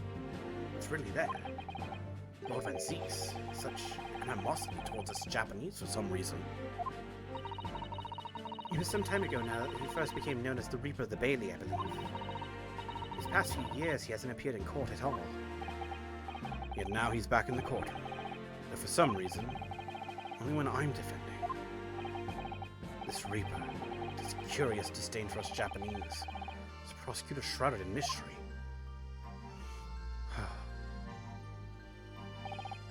Still, this isn't the time to be pondering that, but to concentrate on Sasaki-san's trial. Furthermore, I will now call upon the 6 ladies and gentlemen of the jury. You have been chosen at random to represent the will of the people in this trial. Are you ready to fulfill your duty? Absolutely! I had a feeling this larrikin wasn't innocent before. I must say that I feel especially ruthless on days when my hat refuses to sit right. Oh, well, I rather like how you're wearing your hat. I think the ruthless look is very fetching, actually. I need to be somewhere at 10 o'clock. I have a very important meeting. Let's make this quick. Couldn't agree more. You'll take home 5 bob tonight. The missus will go through the roof. Oh, may the Lord show us all the light here, and lead his flock to a righteous verdict. This jury system is so very different to our own, isn't it?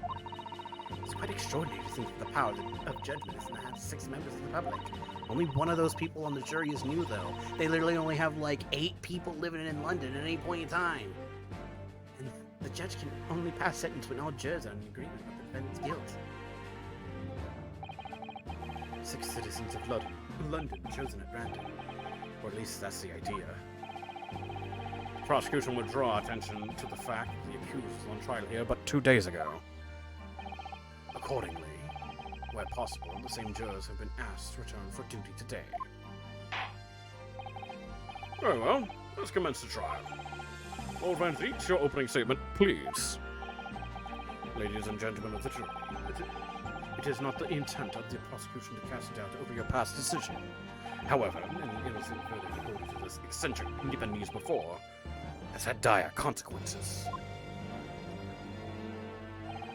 Did the accused repent for his wrongdoing in that affair? Far from it. Instead, he used his freedom to perpetrate a most blood-curdling crime. Namely, that of the attempted murder of his neighboring lodger, an innocent Englishman. To explain the circumstances of the crime, the prosecution calls its first witnesses to the stand.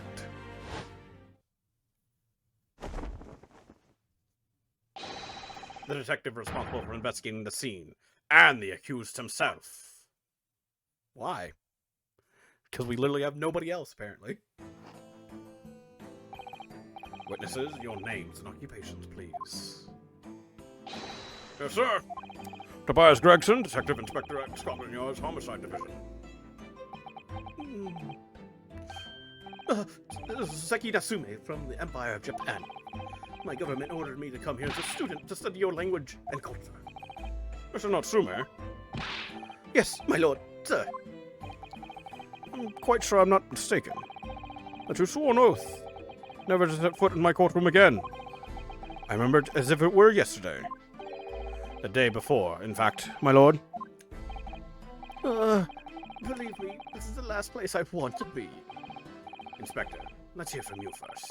Explain the case for the court. Right you are, sir. The incident occurred at the Gardeb household, where the defendant has lodgings. In the ground floor room of the victim, Mr. William Shamspeare, the defendant has already admitted to visiting the victim on the night in question. Mr. Shamspeare collapsed in his room as a result of poisoning by strychnine. He was found in the following morning when the landlord suspected something was wrong, broke down the door. This means, I presume, the door to the victim's room was locked at the time of the incident? Correct, my lord. It was locked from the inside, making entry to or exit from the room impossible. Although the victim, Mr. Shamspeare, lives to tell the tale, he very nearly did it. The man was halfway to heaven when we first found him. I was the first officer on the scene, my lord. I have a photographic print here that I took at the time to show how it looked. What's that? Underneath the gas meter. Yes, chilling scene indeed. The man looks very much deceased. That's right. Everyone present believed that's exactly what he was. Very well. I shall accept this photographic print as evidence for the court. The crime scene photograph has been entered into the court record. Now then, Mr. Natsume. Yes! Yes! Yes! As the defendant, do you have anything to say at this juncture? They're haunted. Haunted by evil spirits. Good gracious. What's haunted? My lodgings! There's been a whole series of strange happenings in my lodgings. The tenant before me died in mysterious circumstances. The woman was stabbed by no one on the street outside. My neighbor was poisoned. And me! What about me? I've nearly been killed countless times. Killed, Mr. Natsume? How? Even on that fateful night it happened, when I returned from Mr. Shamspeare's room. I lit my gas stove and climbed into bed, but before long, the stove went out, and somebody tried to kill me. You must always extinguish all fires before retiring for the night, Mr. Natsume. But it's so cold! My runny nose would freeze. The point is, I didn't poison my neighbor. Oh, why am I being accused of this? Why is my existence so cursed? Thank you, witnesses. I believe I have a reasonably clear picture of events. If I could raise one more point, my lord. One more conclusive point. Conclusive? Go on. Fortunately, the victim, Mr. Shamspeare, has regained consciousness after his ordeal, and he has named the true culprit. The poison consumed by the victim was administered in a cup of tea that he drank the night in question. Tea, my lord, that was brought to the victim's room by the accused. The accused? Good grief! Order! Order! Yes, that's the crux of this whole case. Saseki-san is innocent. Why? Why has the victim accused him? Well, Mr. Natsume, what have you to say to this accusation? That evening, yes, I did take some freshly brewed tea with me when I visited Mr. Shamspeare's room. As a gift.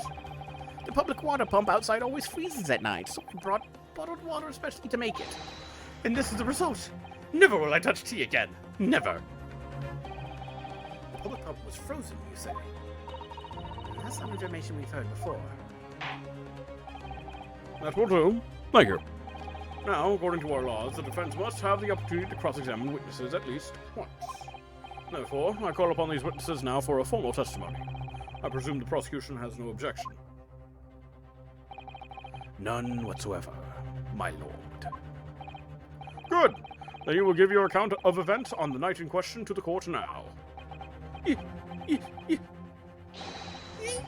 My lord. I like Soseki-san. He always speaks in all caps. He's like Twitch chat all the time. It's cool. The catastrophic night. It was around 9 o'clock that evening when I visited my neighbor. I took some tea with me as a gift. We had a heated literary debate over a nice hot drink, after which I went back to my room at around 11. Ah, my tea was completely harmless. He couldn't have locked the door behind me otherwise, could he? Strychnine takes some time to have an effect on the body. People don't keel over immediately after taking it. The victim would have been perfectly able to lock the door after his guest left. The argument still stands. Okay. Yes, I see. All seems relatively straightforward. Excuse me, but that testimony does raise one rather crucial point, I think. Oh, God. Mr. Natsume claims his tea to have been harmless. Presumably, though, the teacups have been examined for traces of the poison, haven't they? What did I think of that? Well, as it happens, no. I haven't been able to. Did I hear you correctly, Inspector? Scotland Yard has failed to examine the suspect's substance. How could you have overlooked something so important? Isn't that the first thing you should have done? My learned Nipponese friend is falsely incensed.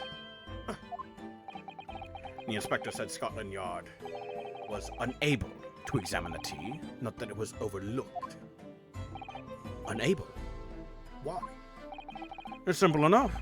There was none left. Not a drop. Someone must have been very thirsty indeed.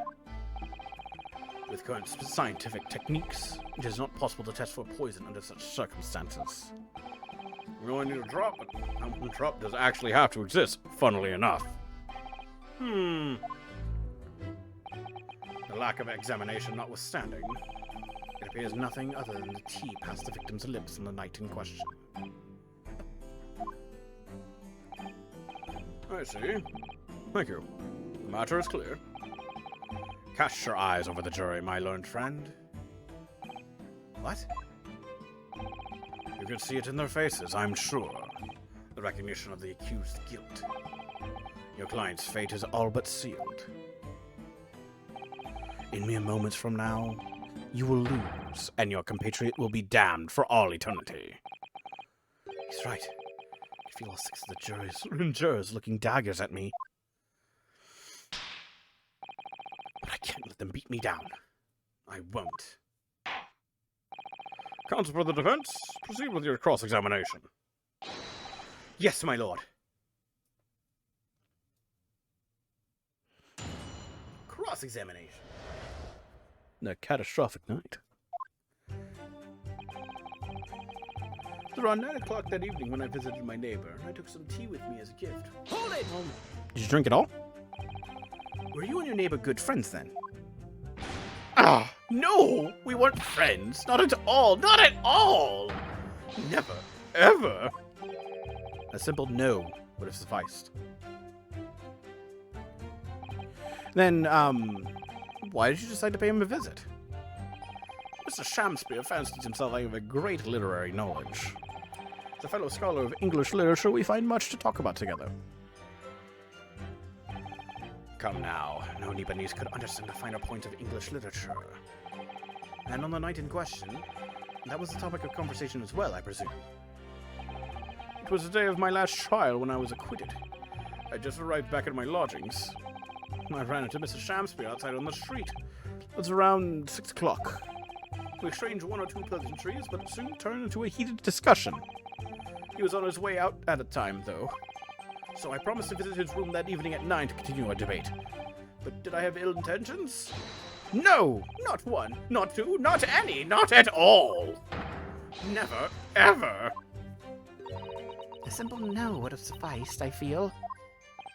Then tell the court what did happen when you visited the victim's room. A heated literary debate over a nice hot drink. after which I went back to my room at around 11. Hold it! That's so. Literary debate. Shakespeare's works, I think you said, didn't you? What do I have in my court record? Scanned book receipt. Torn off.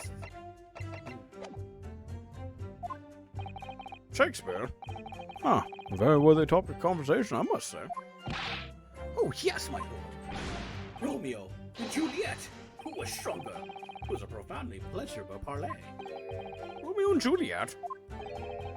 Who was stronger? I know I'm going to regret asking this, but how did the debate go? Well, we both agreed that we would reach a conclusion more quickly with the reenactment. So we battled it out, in a Greco-Roman style, naturally. What? Mr. Shakespeare had all sorts of costumes in his room for just such a contest. So, when you say a reenactment, you mean you were actually in costume?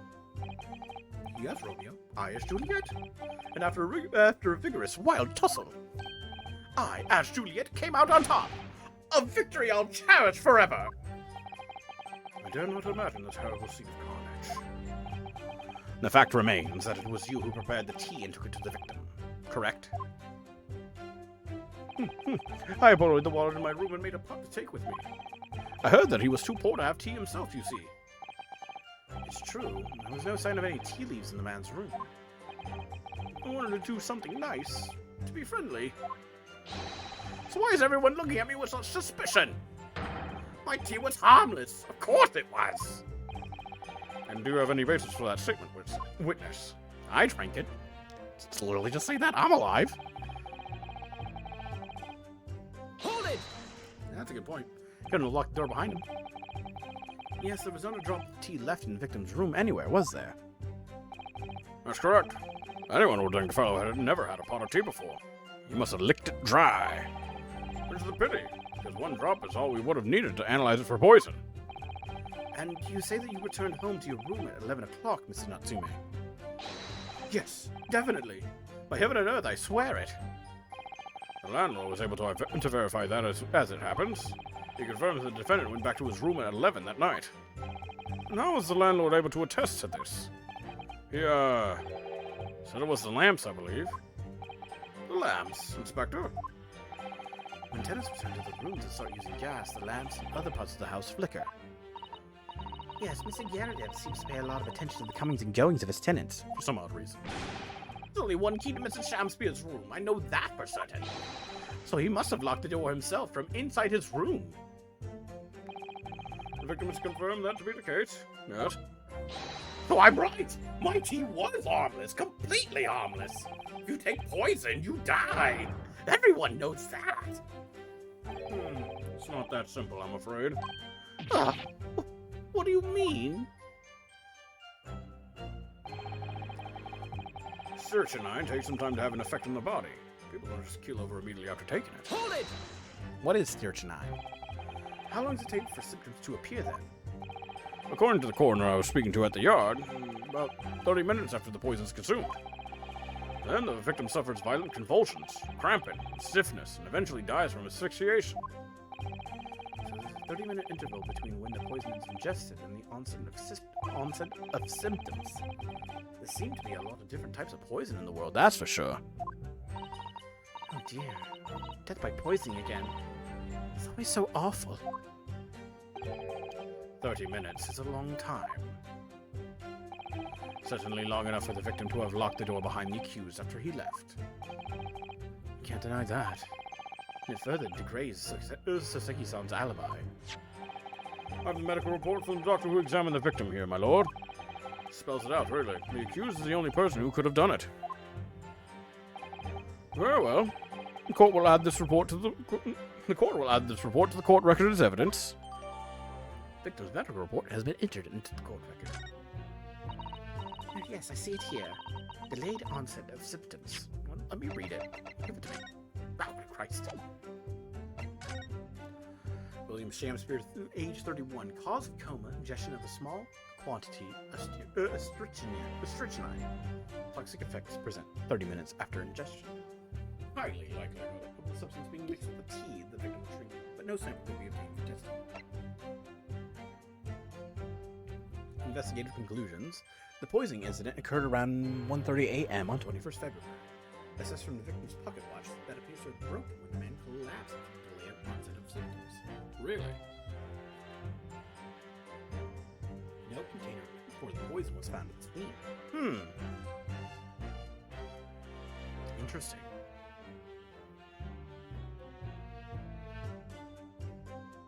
Wait. Poisoning incident occurred at 1:30 a.m. 1:30? He would have died at 2 o'clock then. We definitely found him around way earlier than that.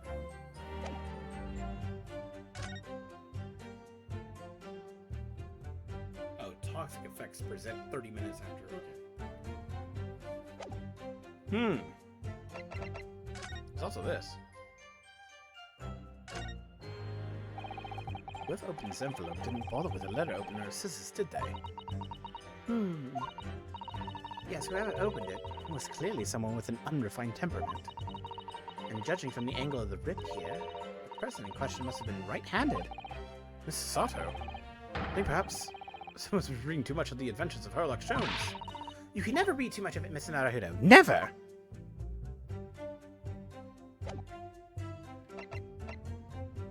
It's actually not a bad conclusion.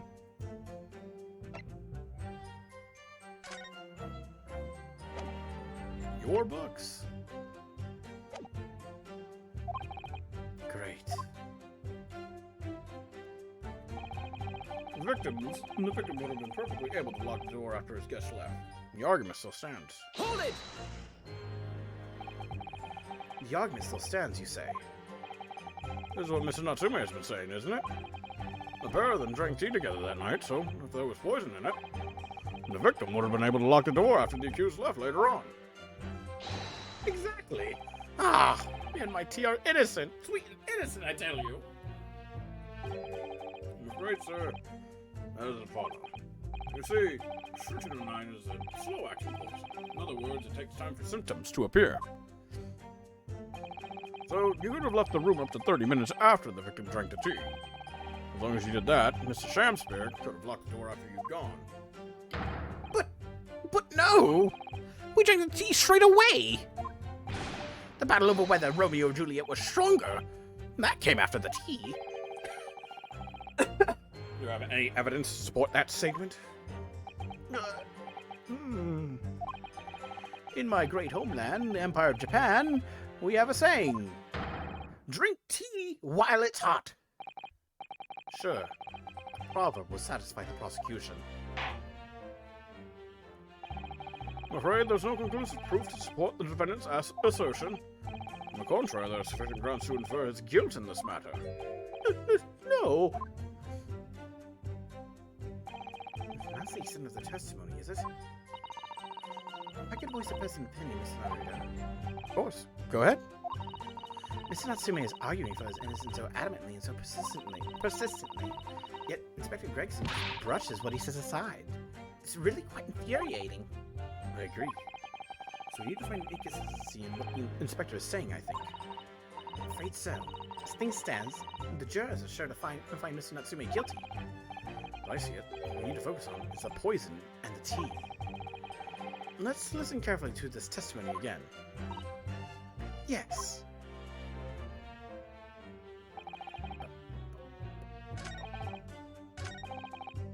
So, if it's Inspector Gregson's strychnine takes some time to have an effect on the body, people don't keel over immediately after taking it. The victim would have been perfectly able to lock the door after his guest left. The argument still stands, I guess, yeah.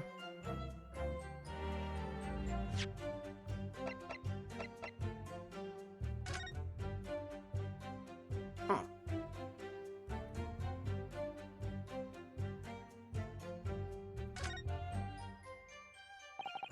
This must be the cup Mr. Shamspear was drinking from then. It's stained on the inside. Tea does that, I'm afraid. Even green tea. Oh, really? I've never noticed before. You never noticed? Well, I never leave it in the cup long enough to leave a mark. I like to gulp it down. Drink tea while it's hot. It's a Japanese way, isn't it? Oh dear. So many people seem to have the wrong idea about our culture. And most of them are Japanese.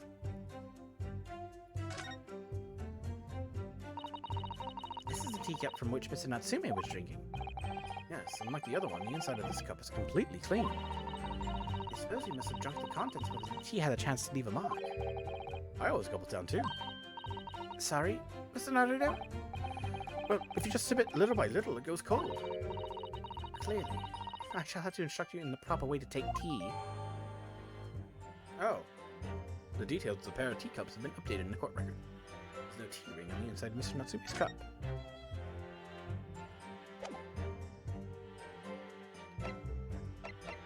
Alright. Oh. What is it, Mr. Naruto? This bar of soap.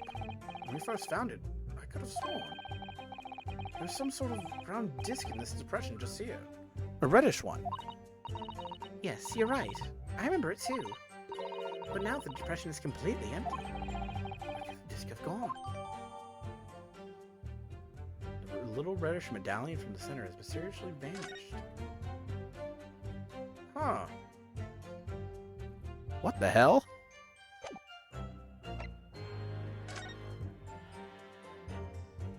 Some sort of stain here under the gas meter.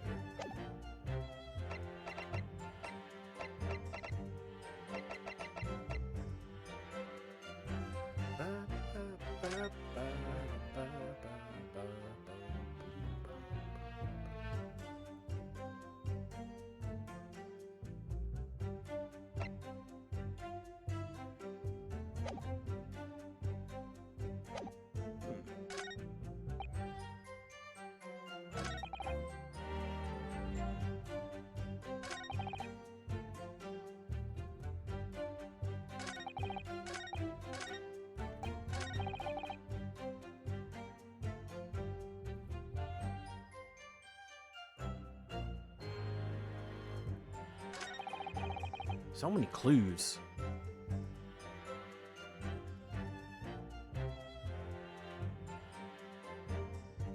So what? If I present the, this thing, Objection! would I get more information out of the poison? My lord, there are clearly grounds for being suspicious of that last statement. I'm sorry, Counsel, but I fail to see why. Well, you know, I was just playing devil's advocate. Yes, you do appear to have something of the devil in you, Mr. Naruto. This is a man merely dishing out penalties.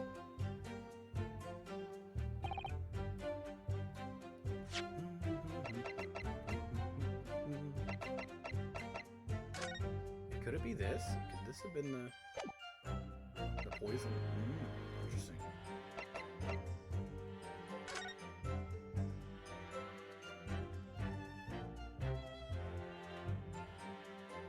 There's a tea kettle there, at least. Huh. Interesting.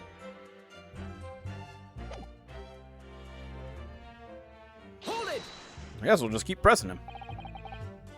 Long as it's safe for symptoms to disappear then. About 30 minutes after the poison is consumed.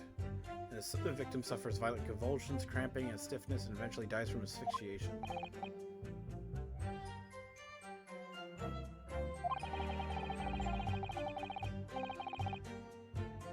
So they found him early in the morning. I got there around 7 o'clock.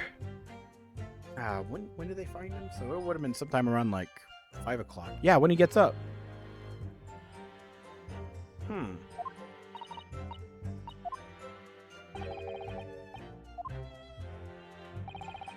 Certainly long enough for the victim to have locked the door behind him. She was free left.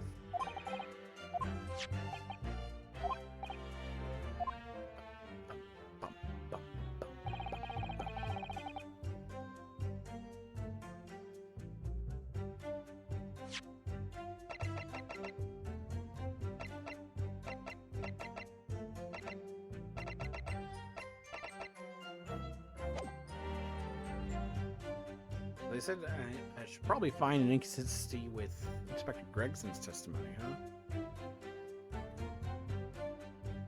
The victim would have been perfectly able to lock the door after his guests left the argument still stands. I guess, yeah.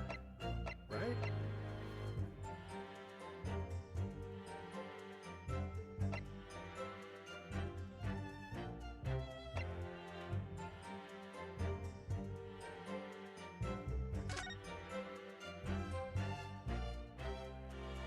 What's it asking for? Let's see. Let's see now. 'Cause I guess yeah, he could get up and lock the door.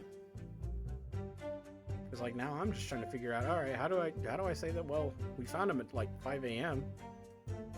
To the hell.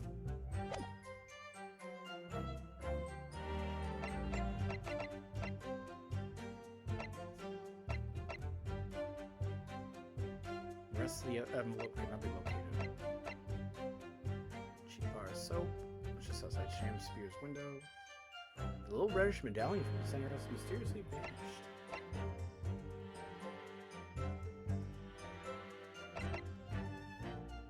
Maybe something inside the bar of soap?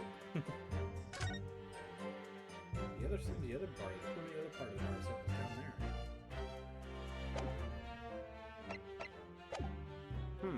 Hold it! I guess just keep pressing. Argument still stands, you say? That's what Mr. Nasumi's been saying, isn't it? A pair of them drank tea together that night, so there's poison in it. The victim wouldn't have been able to lock the door after DQ's left later on. Tea is innocent? Strychnine is a slow-acting poison. You left the room up to 30 minutes after the victim drank the tea, and as long as you did that, Mr. Shamspeare would have locked the door after you'd gone. We drank the tea straight away.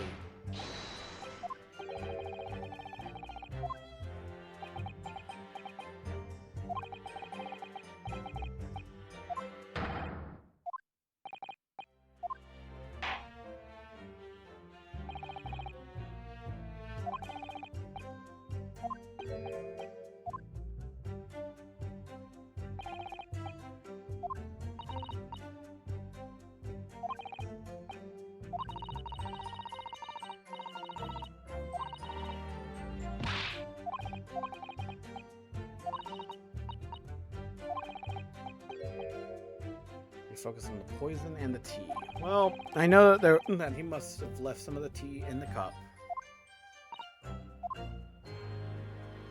Because he didn't drink it right away. That's why there was a tea ring. Hold it! Let's see if we can ask him here. Literary debate about Shakespeare's works. Yep.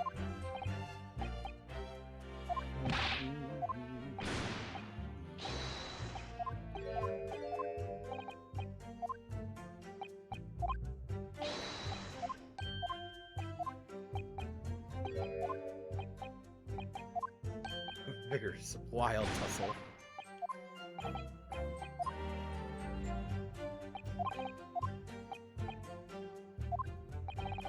No sign of tea in the room, though. Okay. But there's a tea kettle. I guess that could just be water. No tea leaves at all.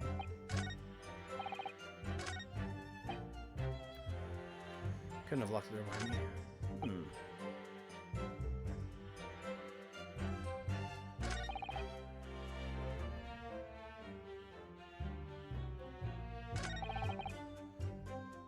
Am I supposed to present something here? Because, like, Natsume-san talks about...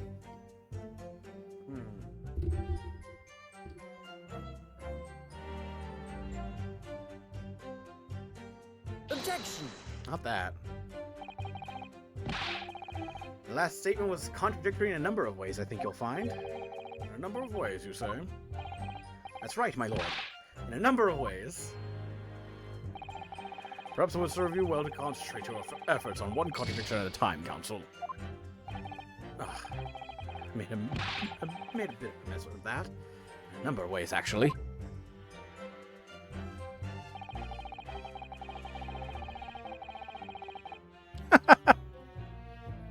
Have you been drinking the tea, perhaps, Jake? Because apparently, don't drink the tea. It's been poisoned. We're trying to figure out we're trying to figure out who killed this man, and they're saying it's my guy.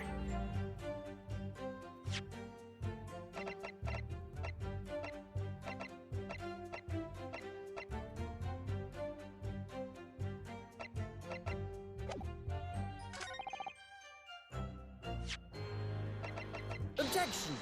Not that neither. Alright, well.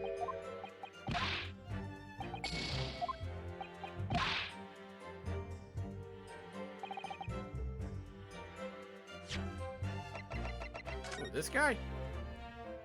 Yeah, don't worry. This guy's super alive, by the way. He only had a bit of the poison. Not enough to kill him.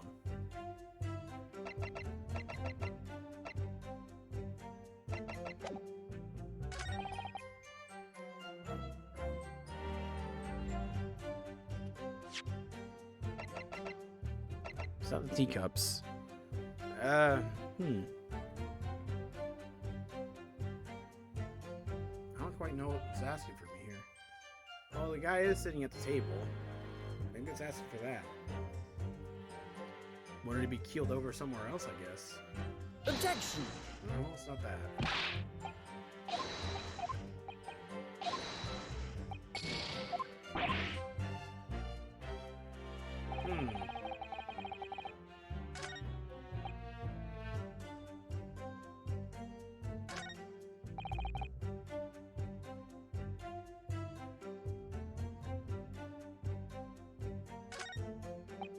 There's something about the poison that I missed? Because it told me to focus on the poison. High likelihood of the substance having been mixed with the tea the victim was drinking, but no sample could be obtained for testing. Poisoning incident occurred at around 1:30 a.m. 21st February, assessed from the victim's pocket watch. It appears to have broken when the man collapsed with delayed onset of symptoms. Huh.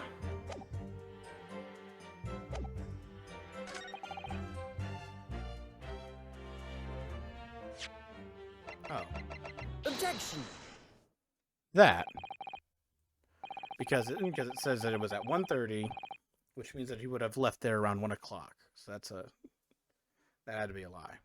Okay. Found it. Mr. Natsume, you said it was 11 p.m. when you left to return to your room, correct? Yes! And Inspector Gregson, can we rely on the information in the medical report unconditionally? Of course we can. There's no problem with that report, Sunshine. Actually, I think it's a very big problem. Because there's a chronological inconsistency between it and the defendant's testimony. What are you on about? According to this report, the victim must have consumed the poison at around 1:30 in the morning. And yet, the defendant, Mr. Natsume, left the victim's room at 11. Why the fuck is this man dabbing? He's apparently some, like, super famous Japanese author, like, back in the good old days of Foggy London. Like, the turn of the century and whatnot. So they wanted to make him as much of a character as possible. And that's why, when this game was made, like, dabbing was cool. I mean, is dabbing still cool? I don't have my finger in the pulse of all the young people nowadays. Jake, you gotta tell me. Is dabbing still cool? Yes, that's right. There's more than 2 hours of missing time there.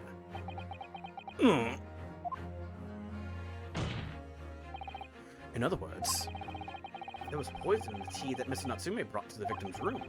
How could the victim have fallen ill to it 2.5 full hours after the defendant left? What? Yeah, I didn't think so neither. I don't think dabbing's all that great. We still do it though. The defense's argument is entirely reasonable. How do you respond, Lord Zeus? Literally, no fucks given. Let me just pour one out for my homies.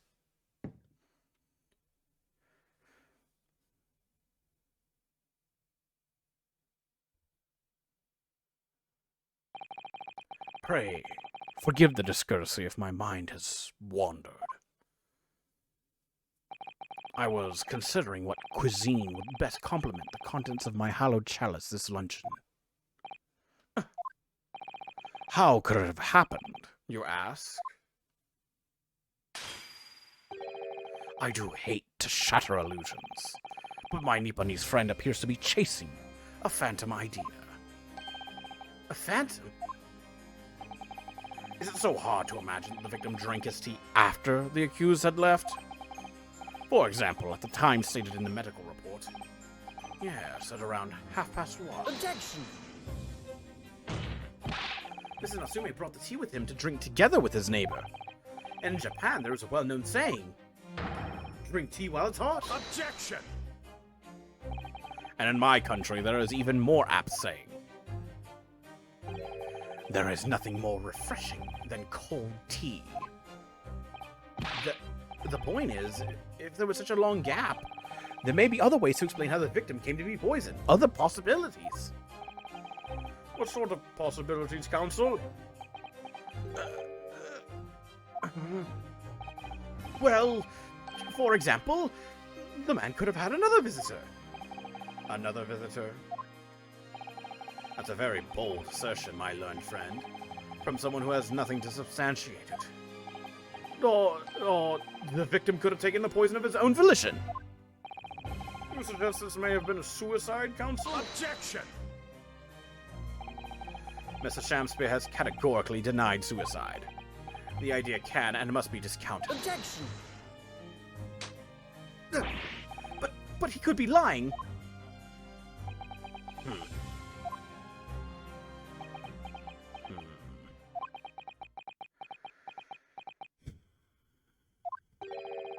Is something wrong, Lord Van Zeeks? I was listening to the sound of the carriage pulling up outside the courtroom. Pray, forgive the discourtesy. Carriage? What carriage? It would seem that the key player in this case has just arrived.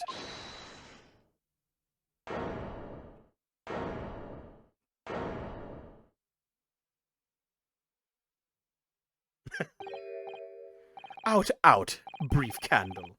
Life's but a walking shadow. A poor player that struts and frets his hour upon the stage, and then is heard no more.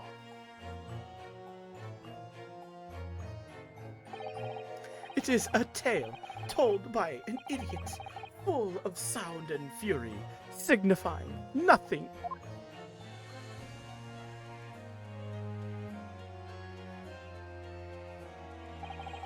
Who, sir, are you? William Shamspeare, my lord. Alas, 'twas I undone by these bitter events. I am the victim. What's he doing here? Oh, he even has a little cane. He has a little staff. Oh, ain't that cute? The prosecution seeks to call this gentleman to the stand. With his testimony, my learned friend's futile resistance will be utterly crushed. You're calling him as a witness? Very well, counsel. I grant your request with interest. I'm curious to discover what the court shall hear from the victim himself.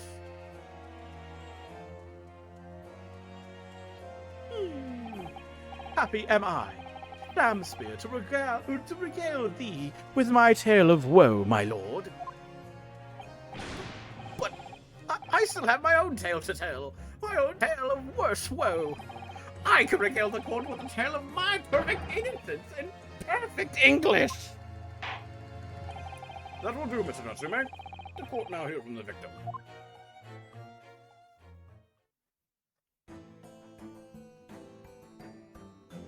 Who are you? All right. So that's Mr. Shamspeare. Who's that other man beside him?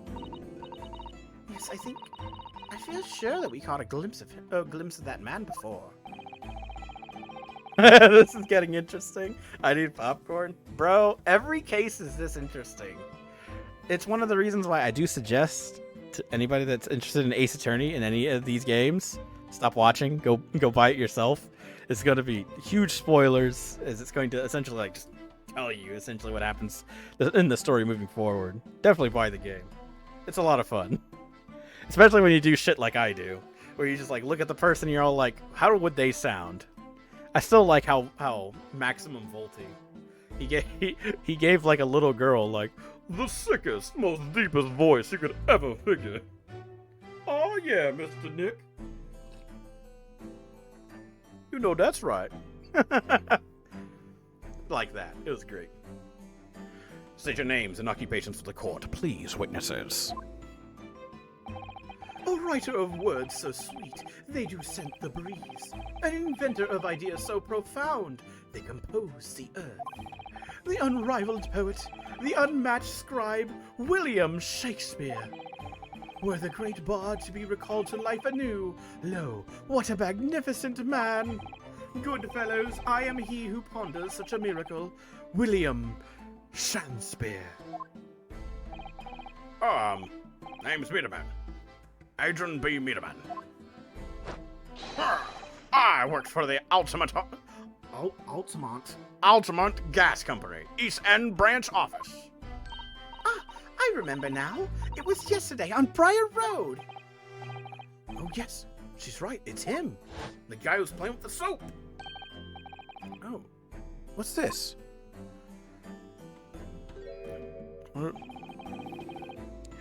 Shakespeare seems like a dick. I don't know, man. I think they're all just kind of confused. What's that man doing over there? He looks like he's trying to see into Soseki-san's lodgings. Is something wrong, Mr. Naruhodo? Excuse me. Could we have a word?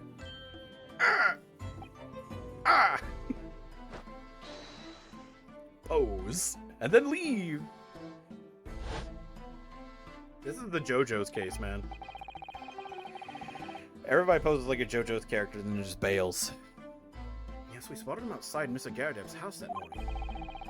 He's a gas company employee? What does he have to do with this case? So, Mr. William Shakespeare, you are the victim in this miserable affair, correct? Oh heaven, oh hell, do you command me to remember that sweet poison that didst cross me and mine innocent lips? I subpoenaed him for the trial. With his doctor's permission, naturally. Hearing the testimony of the aggrieved will remove any room for doubt from the juror's mind, I'm sure. Oh, well, if you didn't like JoJo, just wait till you get a load of this trial, then. Behold, you have only to rearrange the letters of my name to see that Mises Seraph, an angel indeed. Thus be I noble of mind, sweet of nature, and verily honest of heart, as all heavenly angels be. Because there isn't a less contrived meaning in your name. No, not at all. The jurors seem to be very moved by this man, I'm afraid. What? Actually taking this seraph anagram idea seriously? Old-fashioned England. Old London. Fuck. Thank you, witnesses, for your illuminating introductions. But, my lord, what's the man next to Mr. Shakespeare doing here? The gas man, I mean. What? Me? Well, now. Allow me to enlighten my learned friend. You recall, I presume, your earlier impertinence? When you suggested that the victim had another visitor to his room on the night in question. And moreover, the victim is a compulsive liar. What? No, I didn't quite say that. This young chin-stroker here is to controvert your wild claims conclusively. Is that not so, Mr. Meterman? Hang on. No. I'm just saying. Hereby call for your formal testimonies. You will tell the court as lucidly as possible what happened on the night in question. Lucidly. One may smile and be a villain. Yes, it doth pain me, but let the truth be spoken. The truth of that wintry night of my discontent. He seems lost in thought, man. Witness testimony. The wintry night of my discontent. The snow lay about. My neighbor did cometh in the evening, bearing a gift of tea. But Mary, bitter was his drink, and when he left I did fall prostrate on my table. 'Twas the tea alone did pass my lips that late hour, naught else. I was outside the bloke's window. This bloke's window in the freezing cold all night, keeping an eye on his room. No one else visited his room but that short little round-backed Eastern fella. Wait, what did you say? You were keeping an eye on Mr. Shamspeare's room all night? That's right. Of course. Bloke's window is all but blocked up, isn't it? There's a little gap in the bricks where you can see into the room. So I spent the night trying to keep my teeth from chattering as I peered in through that. The question is, why? All right, catch you later, Jake. Thanks for coming by. I really appreciate it. Well, now, that's because he's on my list. So yeah, thank you very much. Thank you everybody for tuning in and watching. And just chilling out if you are. It's pretty cool. I appreciate it. Not a lot of people like to sit and just hear me. But that's okay. Just continue. I don't want to draw too much attention to it. What a piece of work is a man! Wherefore wouldst thou not stare in wonderment? What are you talking about? This buzzing busybody hath not part in this play. I pray thee, pay him no heed, make more ado about his tedious words. What'd you say about me? Calm yourself. This court is concerned with what happened on the night in question. Nothing more. Indeed, that is so. And, as the testimony we have just heard clearly reveals, there was no one other than the accused present at the time who would have carried out this crime.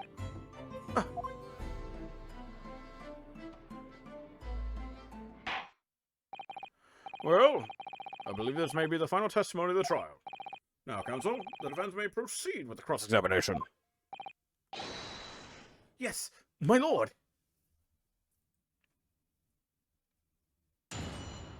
Cross-examination. The snow lay about. My neighbor did cometh in the evening, bearing a gift of tea. Hold it! I don't want to skip that. God, excuse me. To be clear, by neighbor, you are referring to the defendant, Mr. Natsume. Oh, indeed, sire. Perchance thou wouldst that I call him the man from upstairs. And at what time did the mustachioed Nipponese visit you in your room? Our meeting was promised for the hour of 9, and lo did he come to tender a gift of fragrant tea. Details which are in accordance with the defendant's own testimony, yes. And we were broiled in such a literary debate as history hath not seen before. By which I presume he means the discussion about who was stronger, Romeo or Juliet. I, Shamspeare, did play the part of young Romeo, whilst my neighbor played the fair Juliet. Each of us dressed as would our characters be, to bring weight upon our merry experiment. I do not imagine the scene. Frailty, thy name is woman. Canst thou imagine how dismayed I was? Yes, I had heard of the Eastern art of jiu-jitsu, but ne'er did I dream 'twould be a skill practiced by the comely maiden. Juliet beat Romeo up. This is not helping our case. I believe the court has heard enough about your earth-shattering literary debate. Perhaps you could reiterate your statement about the tea that the accused brought to your room. My liege, I am thy servant. Gladly I would do thy bidding. But Mary, bitter was his drink. When he left, I did fall prostrate on my table. Let me stop you there. Mr. Natsume left your room at 11 o'clock, but it wasn't until after 2 that the poison made you collapse. That amounts to more than 3 hours of missing time. If the defendant had really put the poison in your tea, that 3-hour window of time is something you're going to have to explain. Gladly. 'Tis an easy task. What? I did drink of the tea, not while my guest did tarry, but after he took leave of me. Faith, 'twas stone cold, but at 1 hour post midnight, verily were my lips parched. Objection! That doesn't sound normal. Nay, 'twas quite ordinary, sire. After all, thou wouldst recall our fiery debate. Amidst such argument, there'd be no time for fiery tea. Romeo and Juliet again. And who was stronger? Mr. Shamspeare, in summary, allow me to confirm. Did you not come here with the intention of naming your attacker? But of course, my liege. Was the stupid lover of words that attempt to shuffle me off this mortal coil? We all know what that means. 'Twas the tea alone did pass my lips that late hour, naught else. Hold it! So, you didn't have any kind of evening meal? Dinner? Supper? Ha! Fie on luxury, fear on gluttony. To eat thrice daily is but a waste of time. I think it's fear. Sorry. I would that my belly were full, no more often the sun doth rise. Whoa! Most heroic eating habits, I must say. Night and day do fill my hours with learned study of the great bard and playwright. Hence is that doth not in my chamber be then the costumes of mine art. It would appear to be the case, as even a rodent was found starved to death in your room. Now that I think of it, it's not just food that was conspicuously missing from that room, is it? I don't recall seeing a single play or script anywhere. For I have devoured them all. You've eaten them? Every word be within my skull. Didst thou imagine otherwise? Right. Is it misleading at all? Now, could you turn around, do you think? Which brings us to the conclusion that the only way the poison could have passed the victim's lips is in the tea. I mean, my man could have been trying to eat the soap. I was about to call it butter. He could have been trying to eat the soap. That's like keeping this bloke's window. As I said, this bloke's window in the freezing cold all night, keeping an eye on this room. Hold it! But the windows of that house have all been filled in. A historical artifact of the now defunct window tax. Yeah, you're right there. All bricked up horribly. But as it happens, there's a little part of the brickwork at the bottom corner that's been opened up. I was looking in through that gap. Yes, there were a few bricks loose, weren't there? For some strange reason, a couple of bars of soap lined up on the ledge outside as well. I don't like going around poking my chin in other people's business, especially on freezing cold nights. But them's my orders, so that's what I keep doing. As long as there's breath in my body.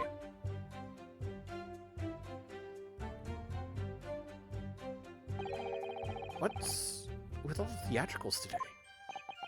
Out of interest, Mr. Miedemann, after the accused had left and returned to his own lodgings, did you see the victim leave the room at all? No, he never left. He was in that room the whole time, as far as I'm concerned. And we can therefore discount the possibility of suicide. Oh. Can you be so sure of that? The police carried out a thorough investigation of the scene and found no receptacle for the poison. And since we know the victim didn't leave his room, and hence didn't dispose of the poison's container himself, it's clear that this was no attempted suicide. Only the culprit could have removed the receptacle. Oh, yes. Lucidly explain, counsel. Thank you. It really was. You can't argue with that logic. Can't argue with the logic. No one else visited his room but that short little round-backed Eastern fellow. Hold it! Do I have evidence to disprove that? You say a short little round-backed Eastern fellow. So, you can't be sure if it was the defendant then? Objection! How many other short little round-backed Nipponese with a mustache do you think there are in London? Well, of course, it's only a narrow gap and it was quite dark, so I didn't notice the mustache. But he showed up at around 9, so I'm pretty sure of myself. And when the person you saw arrived, did he and Mr. Shamspeare drink tea together? Sorry, I couldn't say. Why not? Because I couldn't see into the room all that well, could I?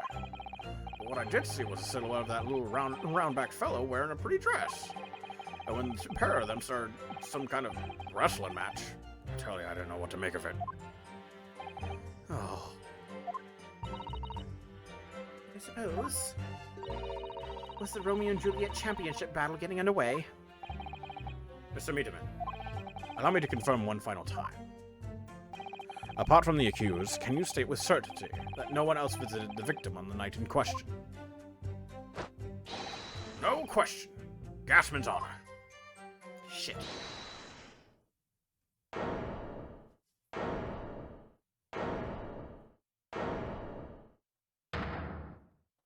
Oh no. My lord! Goodness me. Yes, Mr. Foreman. I kept my mouth shut and listened up to now, but this has gone on long enough. You all with me? Yes! Are we to understand that you ladies and gentlemen of the jury are in agreement with one another? That you reach a unanimous decision? Too right we have. Are you all with me? Wait, no! The defense is in the middle of a cross-examination! To be honest, I was holding out a bit of hope for you, young man. Especially after you identified those few hours that followed the accused leaving the victim's room. Yes. The 3 missing hours, as you put it. But in the end, what difference do they make? None as far as I can see. And since that's now apparent, there's really no reason to delay our decision any longer. Like I was saying before, if I don't take 5 Bob home with me tonight, the missus will blow her top. What's that? Sorry, I didn't quite catch what you said. Very well, let the court be apprised of your decisions. Ladies and gentlemen of the jury, you will state your leanings as to the defendant's culpability. Guilty! Guilty. Guilty. Guilty. Guilty. Guilty.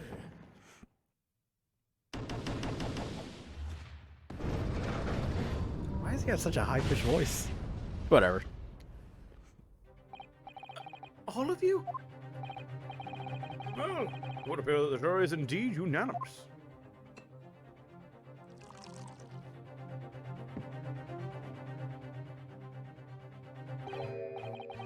So, this time at least, it seems justice will be done. All's well that ends well, as they say. This calls for a toast, I feel, to the guilty being born.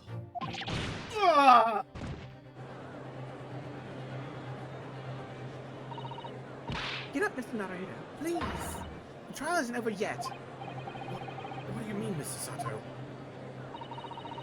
What about the information I found in this Encyclopedia of British Law I have? An obscure right that belongs to defense in these situations. Remember? Ah, yes, the summation examination. Summation examination. Yes, that's right. We don't have a jury in Japanese courts, of course. But here in a British court of law, if we can reverse the decision of the majority of the jurors, we can force the trial to continue. The trial can end now. Whatever it takes. I just can't let that happen. The defense moves to invoke its right to a summation examination, my lord. Why am I not surprised? My learned Ibanese friend's inability to admit defeat. You choose to cling desperately to some archaic rule you barely comprehend, instead of accepting the truth. Certainly no other defense counsel in recent times has exercised the right to a summation examination. As they all know that once the jury's mind is set, it can't be altered. Nevertheless, the right remains and must be upheld. The defense counsel's request is granted. This court will proceed with the summation examination, as outlined in the Encyclopedia of British Law. Thank you, my lord. Are you and your fellows prepared, Mr. Foreman? Believe me, my lord, we know all about this young lad's tenacity. And we're ready for it. Very well. In that case, ladies and gentlemen of the jury, I hereby call upon each of you to state the grounds upon which you find the defendant guilty of the crime for which he stands accused.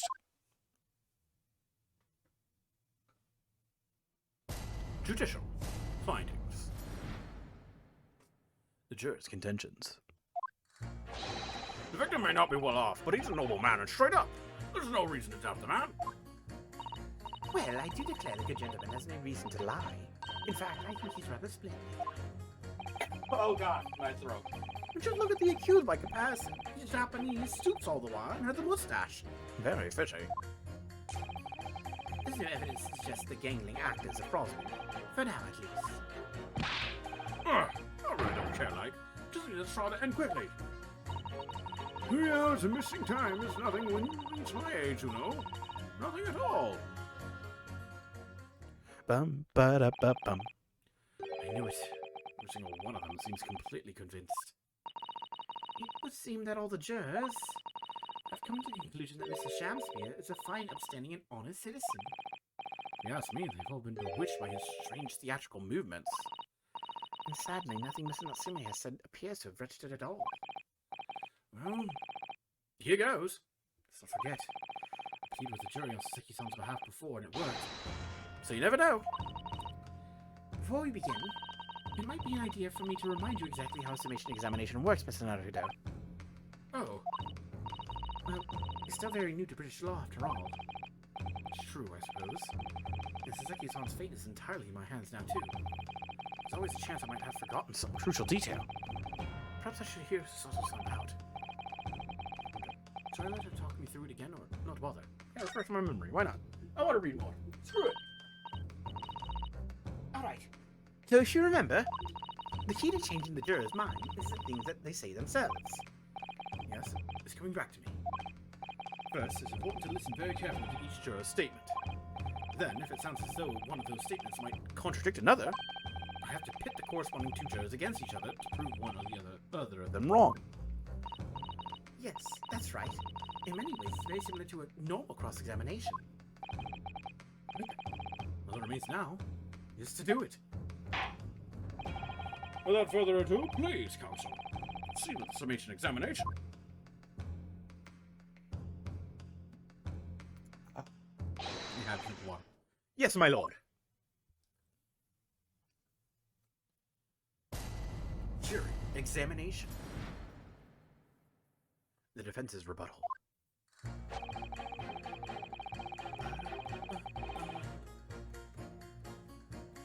Hold it! Well, there are plenty of people in London who seem noble but poor. Could some of them also be liars? I've no doubt about it.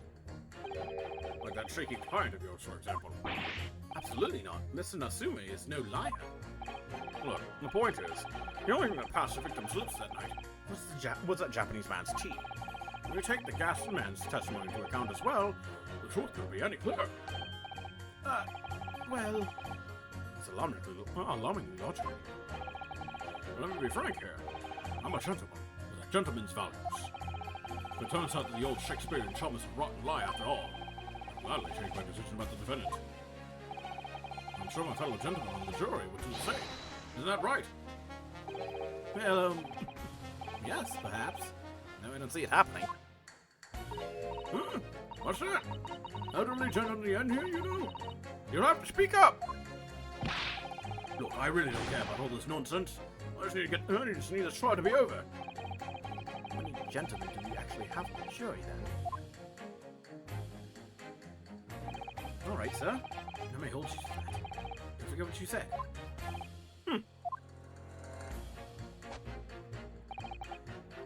All right, if you show me that the victim's a liar, I'll reconsider my position.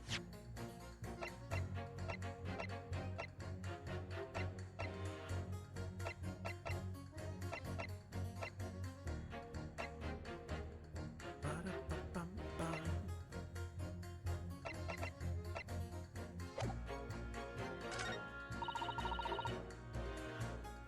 Hold it! Why do you think he's so splendid? Are you saying you believe the man to be trustworthy because he's rather splendid? No, that's not what I said. The point is, the man is the victim here. What reason would he have to lie? Yes, he was rather splendid. So you say, yet again. Meanwhile, the man who sends accused behaves so suspiciously it's exhausting to look at him. I'm afraid he's not splendid at all. Splendid logic there, madam. you so much.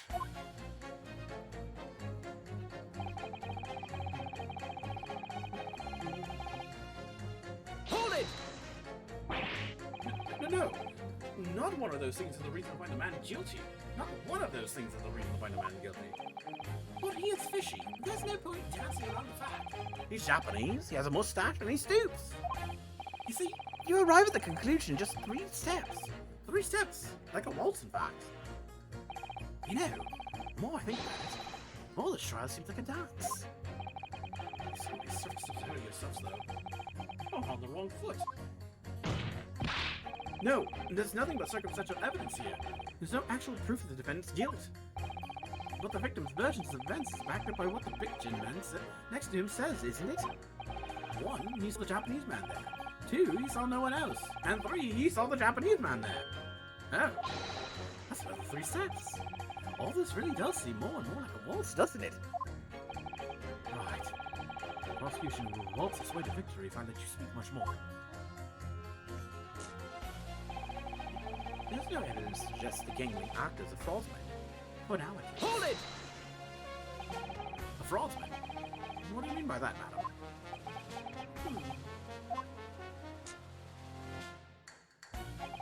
It really is a most tiresome problem for the company. Most irritating. We can be absolutely certain that a customer is stealing from us, but without hard evidence. Yet even threaten to take action for fear of being sued. I'm sorry. You've lost me a little there. Who are you? I'm the wife of Augustus Altamont, owner of the Altamont Gas Company. Good gracious! Altamont Gas, you say? Gas is the future of energy in this country and around the globe. Proper handling is essential. As it should, our employee from the East End branch office would be the first to agree. Absolutely, Lady Quimby! Gotta be used properly! Altamont Gas is the best in the world, of course! Nice. I think we may have solved the mystery of the bow from earlier, Miss Naruto. Right, he bowed in deference to his employer's wife, did he? So would I be right in assuming that the reason Mr. Miedemann was watching what Mr. Shamsbury was up to in his room? Words. I'm afraid there's no end to the length the population of the East End will go to in order to steal our gas. So I really have no choice when the company identifies somebody as a possible fraudsman. But to dispatch a worker to watch the suspect day and night. We're very thorough in our investigation. So you mean Mr. Shamsbury is... I wouldn't come out and say it in public. But you can finish that sentence with a grubby little gas thief. You have noticed the public gallery in here, have you? The eye of man hath not heard. The ear of man hath not seen. Faith, wouldst thou wound me with thy words, were I to let them penetrate the skin? But seraphs hear not insults, only choirs of angels in song. We may not have evidence yet, but my workers won't stop buzzing around you until they find it. And when they do, you'll find yourself blasted back to your angelic heights in an Altamont gas explosion. So Mr. Shamsbury has been stealing gas. I wonder, juror number 4, if you wouldn't mind adding that information to your statement. My pleasure. Was it the bit about ripping that thief apart you enjoyed? A little bit before the part about the abject violence, if it's not too much trouble. Yes, of course. This could be it. This could shift the balance. The victim puts on a fine performance, but in reality, he's a common thief of my company's gas.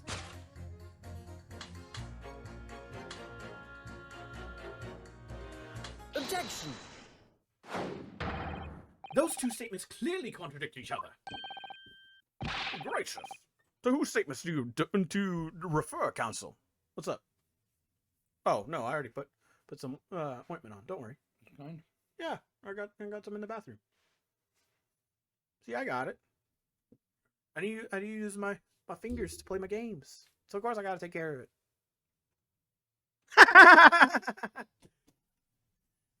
That was my father. He just came in because earlier today we were working on the garage door, and the garage door itself is like splitting, so there's a bunch of like sharp metal around and whatnot. And I accidentally got my finger caught on a bit. Started to bleed a bit, but I was all like, we'll just keep working here. And he was all like, we'll put some antibiotic ointment on it later. And we were there for like maybe an hour or so. And he decided to head on up before me. And he totally forgot about it until now. So it's okay. When I went upstairs, I immediately washed my hands and put some ointment on because, oh man, there was a bunch of dirt on that garage door. Whoo, baby. But so far, I'm feeling good. Besides, the occasional phlegm in my throat. All right, let's continue. Juror number 1. Huh? What are you yelling about, lad? I presume you've heard juror number 4's statement, made by the wife of the owner of Altamont Gas. Well, yes. The victim, who you claim to be a noble, straight-up man, in fact, turns out to be a common thief. So the good lady says. There's no evidence, is there? You and I both heard them say as much. It's true, we don't have evidence as such, just yet.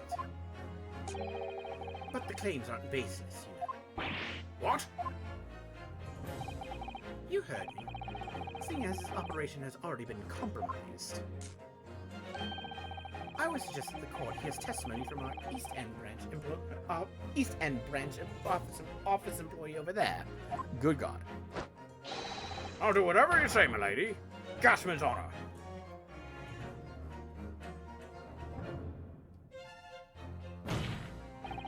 Juror number 1. You say you're a man of your word. If I could show that Mr. Shamspeare was a liar, you assured me that you would reconsider your decision about the defendant's guilt. Yes, I did say that. As a man of honor, I'll hold to it. I'm sure the other gentlemen of the jury will. Me? Oh, yes.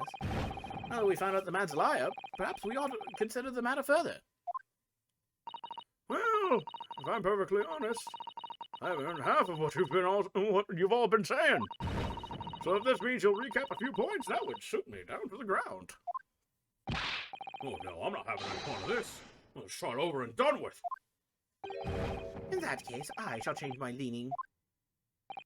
So, Mr. William Shamspeare, if that is your real name, we of the jury demand to know exactly what kind of a man you really are.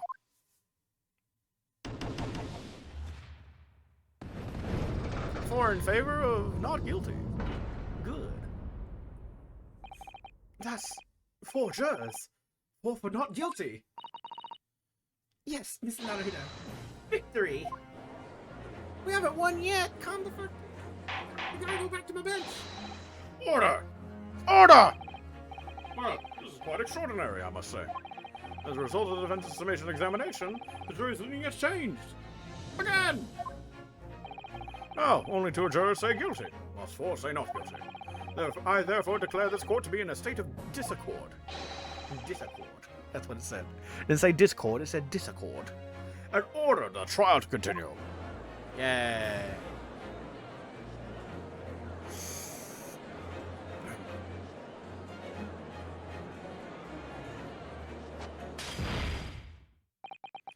You have spoilt the bouquet, Mr. Shamspeare.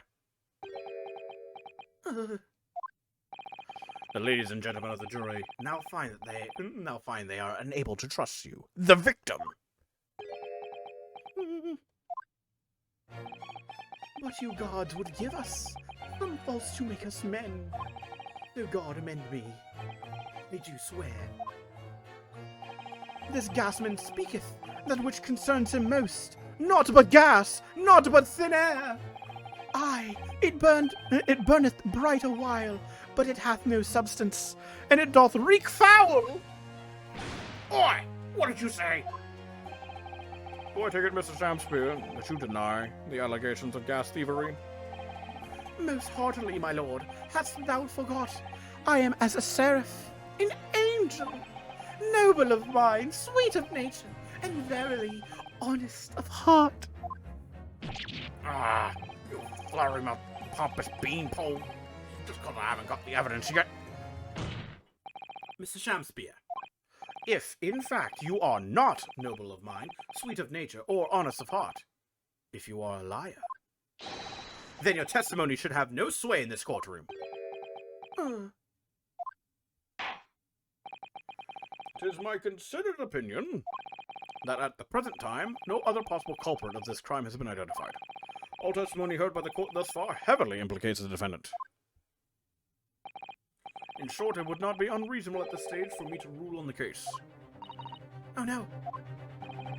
However, in light of the fact that the jury has expressed concern about the fidelity of this witness, I believe it would be inappropriate for this court not to pursue this point further. Objection! I assure you, my lord, that would be a waste of the court's time. The gas and this case are unrelated. Juror number 4. Yes.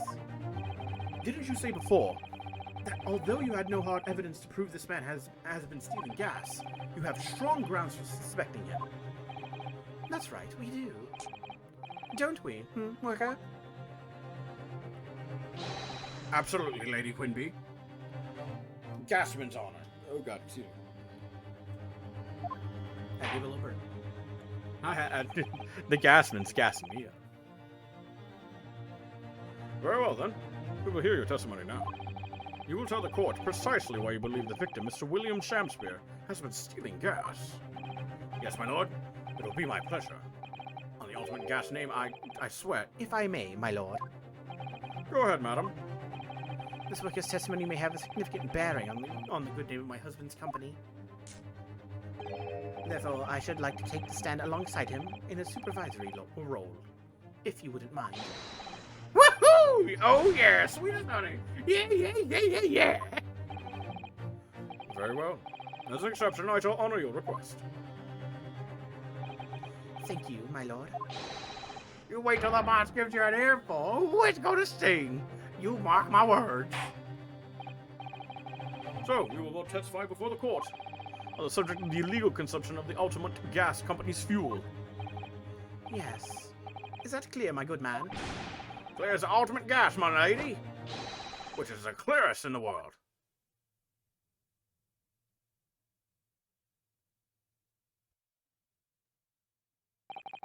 Do you think the gas has gone to his head, Mr. Sato? I think the man is just a very dedicated employee, Mr. Naruto.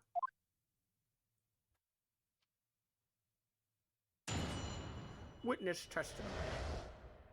The Ultimate Gas Company's investigation. I'm proud to be the company's East End branch investigator and meter money collection agent. Ultimate Gas meters burn through penny bits. Each coin giving customers about 2 hours of gorgeous gas. And yet the meter in Mr. Shamspeare's room didn't have a single coin in it. The meter doesn't appear to have been tampered with, though, and the collection agent has the only key. Somehow he's using all the flaming gas he wants without paying a penny. That's not even what is. She's gonna take off his head. Pray forgive the discourtesy. The irrelevance of this testimony caused me to turn to my hollowed chalice. What do you mean by that remark, Lord Van Zeeks? Did a mustachio Nipponese poison a gangling excuse for an actor, or dignity? That is all that should concern this court. And yet, now we must listen to this abhorrence. Clearly, what separates the vast British Empire and your Eastern Island nation is no more than geographical distance. But this could turn out to be crucial testimony. The cross-examination must go ahead. Ow! Do what you will. Lord Van Zeeks appears to be in a violent mood. Yes, he does. An attempted poisoning, and it is in a gas stuff with no supporting evidence. Its truth, they would appear completely unrelated at first glance. I wonder. The truth tends to be buried in the most unusual places. The first step in uncovering it will be to establish just who and what this man really is. A waste of space. Cross-examination. The Ultimate Gas Company's investigation. I'm proud to be the company's East End branch investigator and meter money collection agent. So does that mean you enter people's houses in order to empty the gas meters? That I do. I have to try to catch people when they're in, and I ask permission to come inside and do my business. Does that mean you've been into Mr. Natsume's room before, as well as that of Mr. Shamspear? Well, now, interesting you should bring that up, because I couldn't believe how little money was in his meter. I mean, how the pair of them survived that winter is beyond me. It really is. Oof. Knowing Mr. Natsume, he probably spends all his gas money on books. And when he's finished reading them, he probably burns them for warmth. You will kindly reiterate your statement about the gas meters themselves, Mr. Meterman. Not much to say, really, but as you wish. Ultimate gas meters accept thorough penny bits. Each coin giving customers about 2 hours of gorgeous gas. Hold it! So all London houses that have a gas supply are fitted with these gas meters, are they? The latest model. The highest technology. Developed by a company, Ultimate Gas. Anyone who uses a gas will have one of these meters in the property. Yes. So, if the 3 pence coin gives 2 hours of gas, most people will use about 3 coins in a night. A bit more than that, usually. They have both gas lights and a gas stove, that is. Thinking about it, Sophia's doesn't have a fireplace in that room of his, does he? Some people still choose to use candles, of course, and only have gas for heating. Ah, yes, I do remember seeing candles in Mr. Natsume's room, actually. And how does the money in the meter get back to you at the gas company? Every 3 days, gasmen like me visit properties on the gas supply and empty the meters of coins. I must say, the design and manufacture of the new meter cost the company an awful lot of money. But happily, it did put a stop to people not paying their dues. For the most part. Ah, because they have to pay in advance, you mean? Yes, exactly right. And yet the meter in Mr. Shamspear's room didn't have a single coin in it. Hold it! Out of interest, how long has this been going on? Weeks and weeks! You've been pinching gas off us for ages! You've examined the meter in Mr. Shamspear's room, I take it. Naturally. We took it off the wall and went over it with a fine-tooth comb. And found nothing suspicious at all, I presume. No, I'm afraid we didn't. Which is exactly why I demanded a new type of meter to be produced. One with an indestructible lock. The Shamspear Special. Sounds like it would have cost an awful lot of three penny pieces. And even after all that, the rascal's meter was still empty. Never forget the humiliation. I opened up the money box and found it bare. You what? I said. You what? The look on his face, that smarmy smile of his. I pulled the meter straight off the wall and took it back to the office. But you know what? Nothing. Not a trace of it being jemmy open anywhere. Not a single sign. What's happening to my salary as a result? Down by 3 shillings a day, that's what. A life-threatening situation. In a number of ways. Incidentally, what became of that meter? Nothing became of it. I still got it. Oh. Right here. What do they call you, meter men? It would be prudent for the court to sequester this item while the trial is ongoing. Well, it's a very strange lock, developed especially with Mr. Shamspear in mind. Definitely. Although at first glance, there doesn't appear to be anything unusual about it. Let's move this along, shall we? Continue with your testimony. Oh no, now we gotta take a look. It's a very sturdy padlock, isn't it? And the money box is sealed with beeswax, too. So Mr. Sholmes would get up to any mischief. Be found out immediately. Mr. Hoodoo! Mischief of that kind is not the sort of thing that Mr. Sholmes would... You know you didn't finish that sentence, don't you? Well, anyway, It's understandable that the gas company would want to safeguard the money that's rightfully theirs. It does feel a little over the top, perhaps, doesn't it?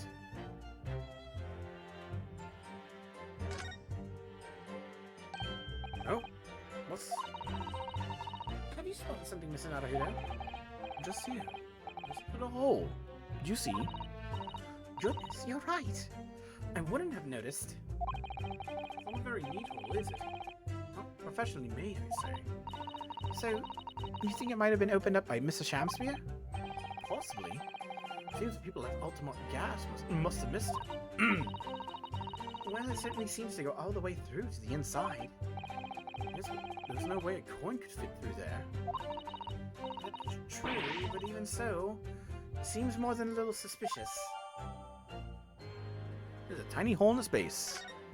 Alright, I think it's all coming together. Use the soaps as a mold.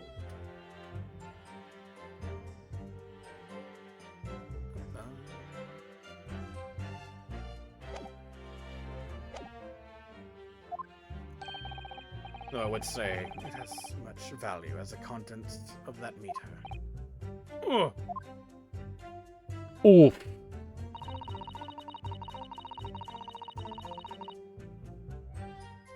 Hold it! There's only one key for all of your meters. Well, in truth, there's another key in the company vault at our main office. But even if someone had somehow managed to get a hold of the key, we'd know if the coin box had been opened. Oh. How? I came up with a rather clever way to expose any little shenanigans, as it happens. Would you care to explain? Well now, in order to empty your meter, you have to unlock the padlock and remove the cover. When I close the cover again, I stick a little beeswax seal on it, you see? A seal? Like the sort of thing you'd put on an envelope, you mean? Something like that, yes. Basically, you can't remove the cover again without breaking the seal. Now, in the case of Mr. Shamsphere's meter, there were no coins inside at all, as I said. The seal hadn't been broken either. So that would mean Mr. Shamsphere somehow managed to steal coins from inside the meter without opening it. It would seem so, but that would be impossible.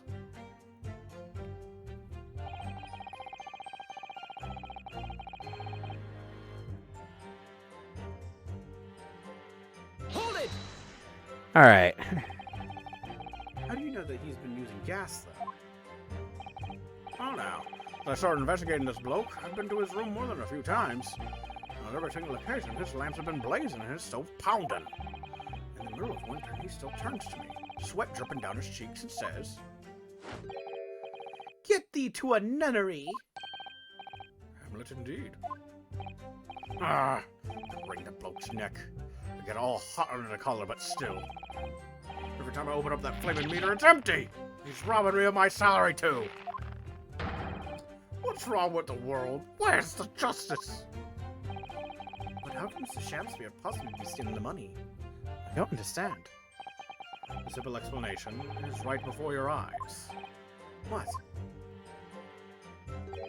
A toast to you eventually realizing that the gasman could be an accomplice. You what? Good lord. Eminently impossible indeed. Well, what do you have to say for yourself? Oh, please, Lady Quenby. I'm a faithful worker. Besides, if the money us gasman doesn't collect doesn't tally up with how much gas has been used, you doc are paid by the same amount. So you'd be stealing money, only have the same amount taken from your wages. Clearly that makes no sense. Perhaps it's a case of losing the battle to win the war? No. I'm not gonna stir up the hornet's nest. If I went stealing from the company, I'd be finished. It would seem there was no evidence to support the claims of thievery made against the victim, because Mr. William Shamsphere is innocent. Pray forgive me if that shatters some illusion my learned Nipponese friend was clearly under. Ugh. I certainly didn't expect to uncover another crime that looks like it's been taking place in the very same room. According to testimonies, only the meter in Mr. Shamsphere's room is under suspicion. It does seem as though it has nothing to do with the incident involving Mr. Natsume. I know, it does seem that way. fact is, since I've been practicing law in England, I feel like I've encountered this at least once already. Cases that are interlinked. Now, it might seem that two cases have nothing to do with one another at first, but in fact, they're intimately connected. Yes, we have experienced that before, haven't we? What if this is another instance? Perhaps, but we can't be sure of that yet. The Altamont Gas Company has been investigating Mr. Shamsby so earnestly. There must be something to it. Then, how has he been managing to steal their gas?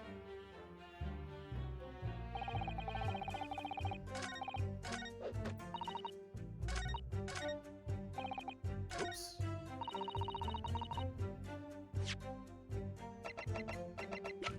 Objection! Yeah, it does look like it's been tampered with. Lady Altamont, I'm afraid to say that this meter clearly does show signs of having been tampered with. What? Get away! I've been over and over that thing. I'm telling you, there's nothing wrong with it. In that case, what do you have to say about the small hole that's been made at the base of the coin box? Hole? What? You're quite right. There is a little hole there. The meters aren't supposed to have that. None of the others do. In other words, we can assume that Mr. Shamsby has secretly opened up this hole himself. Yes. Wouldn't be at all surprised. But why? Yeah, why? I mean, it's tiny. You won't get a farthing through that. Lady Altamont, I wonder, can you give the court some details about your meter design? What sort of details? Well, what I'd specifically like to know is how it differentiates coins.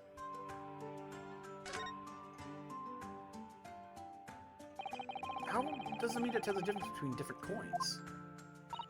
What do you mean? Well, for example, if someone were to put in 1 penny coin, that wouldn't work, presumably, would it? No, of course not.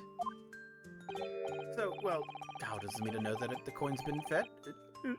How does the meter know that the coin it's been fed is a three penny bit? Ah, I see what you're getting at now. The meter tells coins apart by their shape and size, which includes their thickness. A 3 penny bit is about 3/4 of an inch in diameter, you see. Other coins just won't fit. Ah, I see. It's clearly been well thought out. The witness will amend her formal testimony with that information in case it is pertinent. As you wish, my lord. The meter is designed for coins the exact diameter and thickness of a 3 penny bit. Nothing else will fit.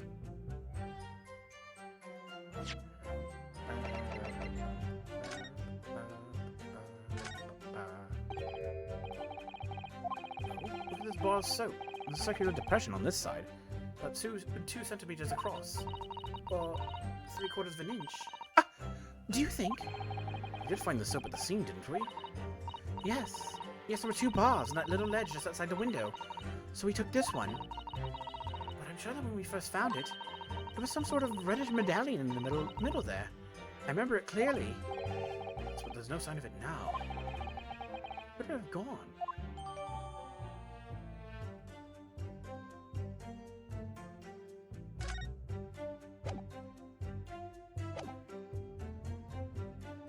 Hold it! Maybe we gotta ask about the size of the 3 penny first. But conversely then, it would seem that anything matching a 3 pence coin exactly in terms of diameter and thickness could equally well be used. Would that be true? Well, yes, in a way. The weight comes into it to a certain extent as well. We've been through. We've thought of that though. Anyway, if I find any fake coins inside the coin box when I empty the meter, the contract says the customer has to pay 100 times the amount they diddled as a fine. We live for moments like that. As gasmen do. Live for them. It seems the gas company has thought of everything. Woohoo! Hurrah for gas! Hurrah for cash! Ultimate all the way! That's quite enough of that. Remind me, how big are 3 penny bits? About 3/4 of an inch across.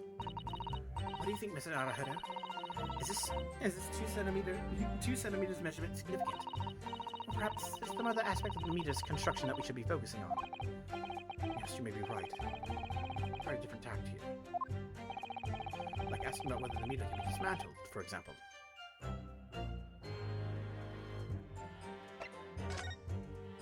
No, we leave it. Let's return to the testimony. Of course, my lord. As I was saying, ultimate meters are unsurpassed. They can't be manipulated.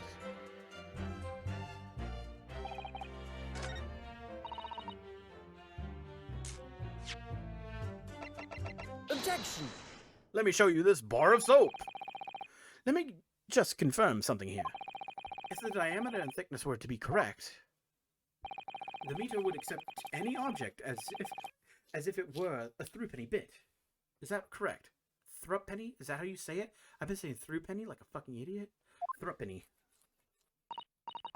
Yes, that is correct. Well, by something of a coincidence, while we were investigating in Mr. Shamspeare's room, we found a particular item that matches the dimensions perfectly. Something the same size as a threepenny bit? What was it? The item in question is this. What? Have you been inhaling gas? That's a bar of soap.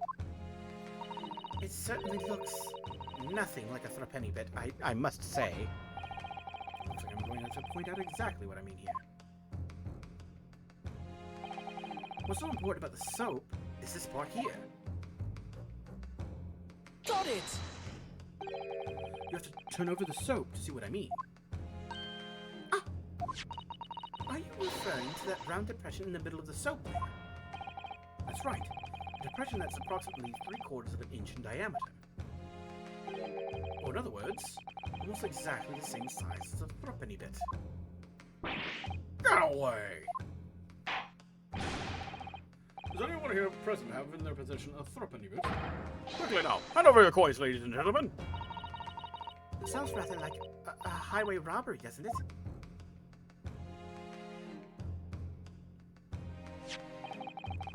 As your kind member of the public in the gallery, I have here a threepenny bit. Now, to see if it fits. My word! Could it be more snug? Yes, as I suspected. This, without a doubt, is a vital clue to explain how the Ultimate Gas Company is being defrauded. Well, I don't believe it.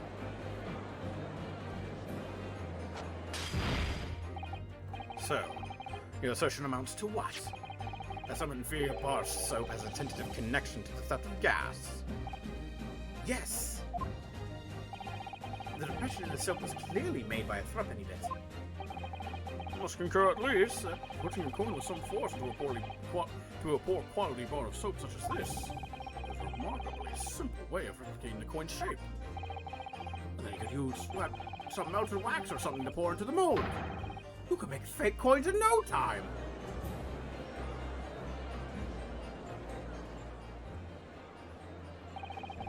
This brings all the pieces of the puzzle together.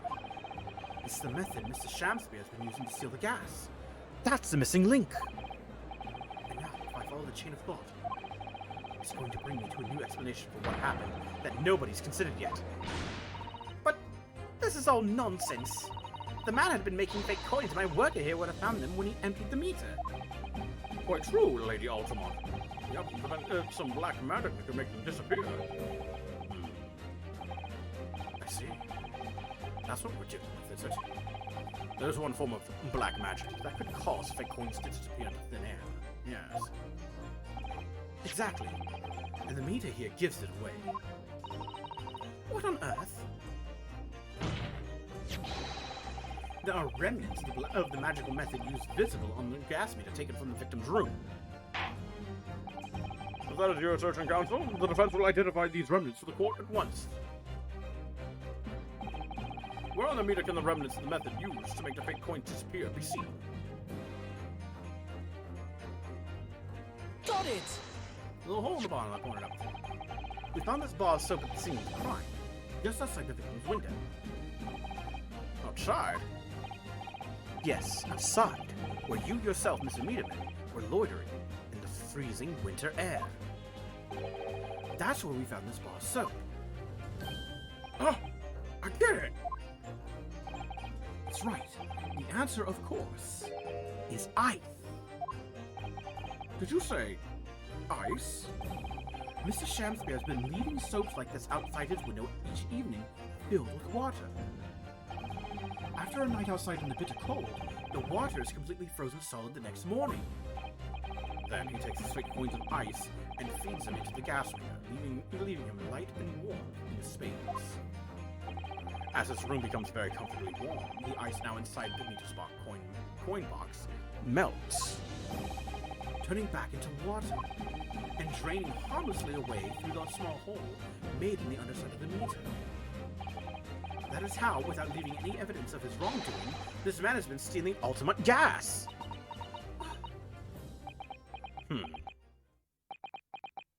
Oh, Just like that. So simply. Is he trying to make us look like idiots? He's been fooling us with some bars of soap and some water. That's right, madam. I don't believe it. It can't be true. Do you have any idea how much money we spent to develop that new meter? And now you have the audacity to suggest that a bit of soap and some water can render it totally useless? Well, don't forget, in a small hole. You can't forget the small hole. I'm fairly sure I didn't design it. Evidence! Sorry? I want evidence. If you want to stand there and tell me our meters are rubbish, I want to see proof! She's very good at enforcing accountability, isn't she?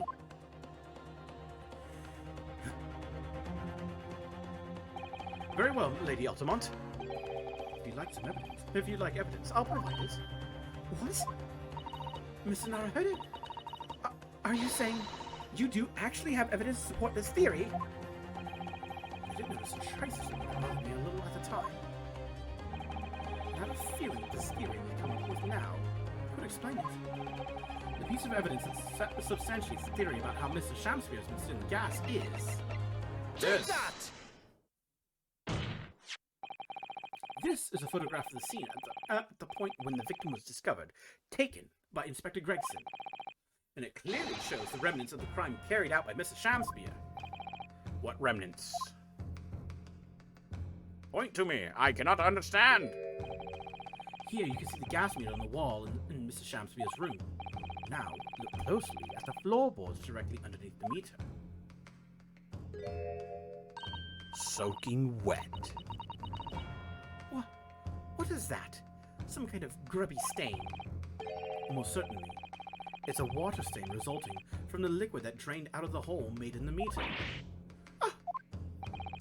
If one coin gives around 2 hours of gas usage, and the occupant was heating his room in all his waking hours, we can imagine he would have used around 10 of his fake coins each day. The melting ice inside the meter's coin box would have been dripping out almost constantly, leaving a stain on the floor. This is awful. And there's further evidence too. Mr. Shamspeare slumped over his table, apparently having consumed strychnine. Right there, next to him, is a bar of soap, broken in half. You're right. It would appear to me then, counsel, that the man was eating the soap, was he? Pardon me for disagreeing with your lordship, but certainly not. He didn't beat around the bush there, did he? In truth, Mr. Shamspeare was found with a fork in his hand. The meal of soap is sounding increasingly likely, Lord Van Zyke. Do you mean to say he's using that fork to... Yes. To extract a frozen coin from the bar of soap. Ah! But the bar broke in half. So perhaps it didn't go very well. Gracious!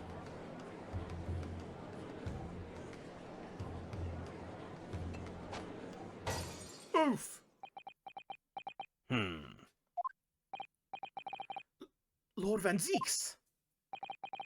I was throwing my hand up in despair, and happened to catch my hollowed bottle on the way.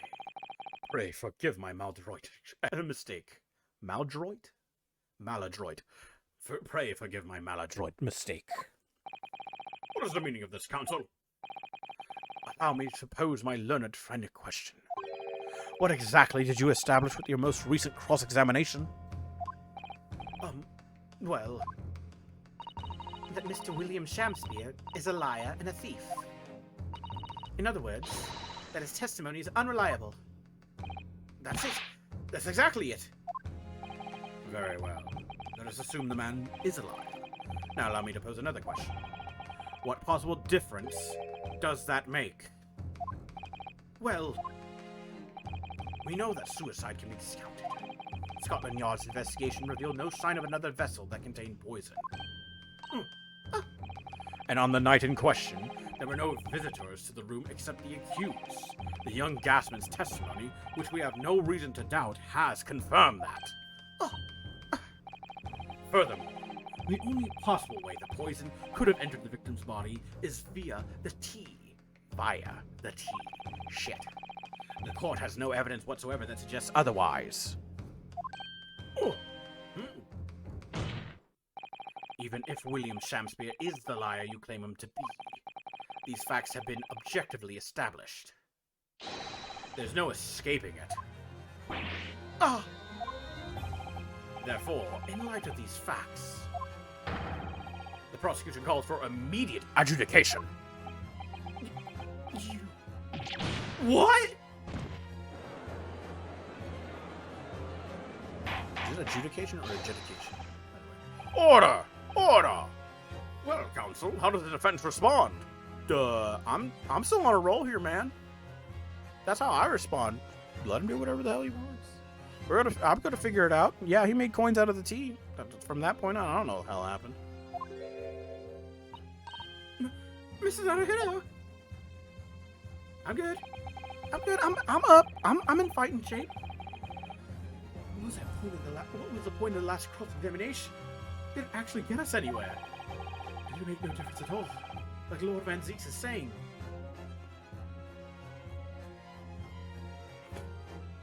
I can't believe anything that, the guy's saying. Raise an objection. No! This isn't over. The defense will not rest. What? But, counsel, you successfully explained everything. You've identified and substantiated the unscrupulous method employed by Mr. Shamspeare to consume gas. What more is there to discuss? Lord Van Zeeks just highlighted 3 facts in order to make his points. But contrary to what he would have the court believe, not all of them have been objectively established at all. What are you trying to say, my Japanese friend? At least one of those so-called facts is an assumption made due to a lack of evidence. But the situation has changed now, following the cross-examination of the latest witnesses to take the stand. Don't be absurd. What is this nonsense? Yes, when you bring everything we've learned so far together, and consider it as a whole, it's clear. Oh shit. It's a question that we now need to reconsider, namely...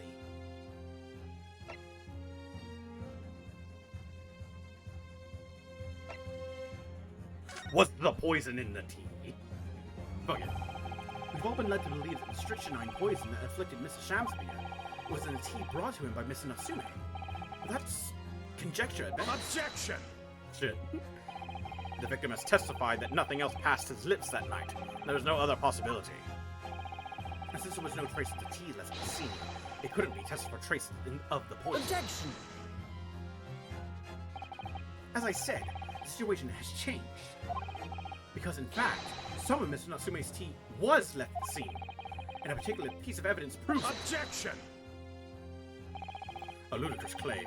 Scotland Yard detectives investigated the scene exhaustively.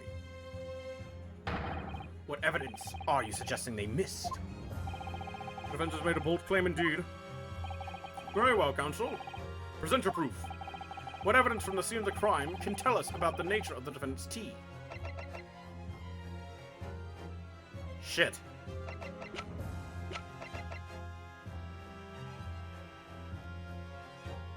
This. Take that!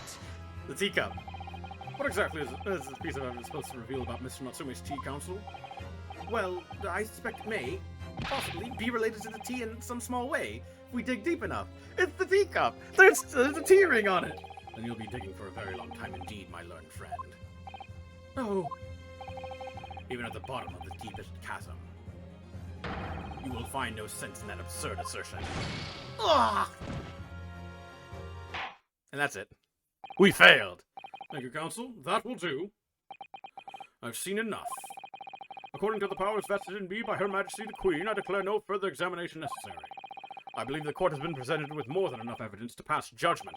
As such, I shall be requesting the final decisions of the members of the jury. Are you all ready, Mr. Foreman? We're all ready, my lord. Very good.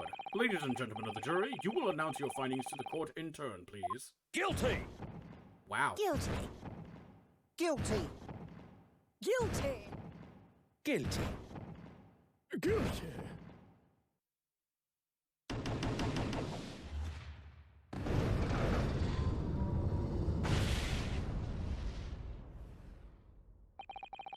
Mrs. Saseki Natsume, in accordance with the findings of this court, I pronounce you guilty. I applaud the jurors for doing their civic duty and for finding a swift resolution to this matter. That is all. Court is adjourned. Oof! Game over. Oh. Start from the scene. Screw it. Yeah.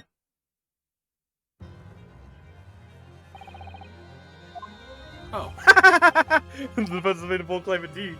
Present my proof. I now have all 5 chances again. Cool.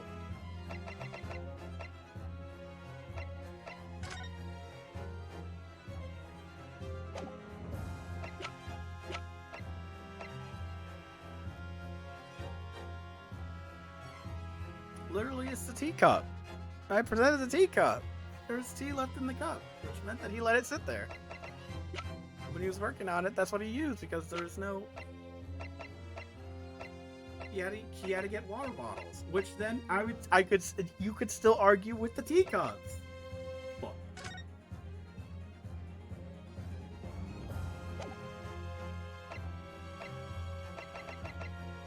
Sure, let's go with this. Let's go with the photograph. Nope.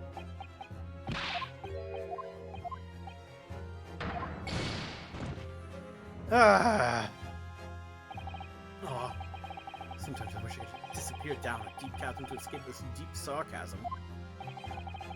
Then I advise you to think more deeply before you answer again this time. What evidence from the scene of the crime can tell us about the nature of the defendant's tea? Take that! Is it this? No? I already threw that, didn't I? I totally forgot already. Look.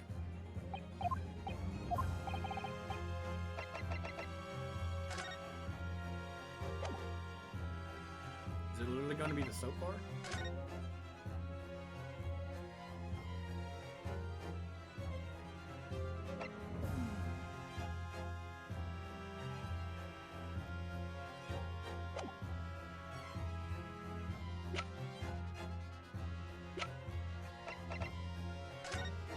Yeah, it's already been examined.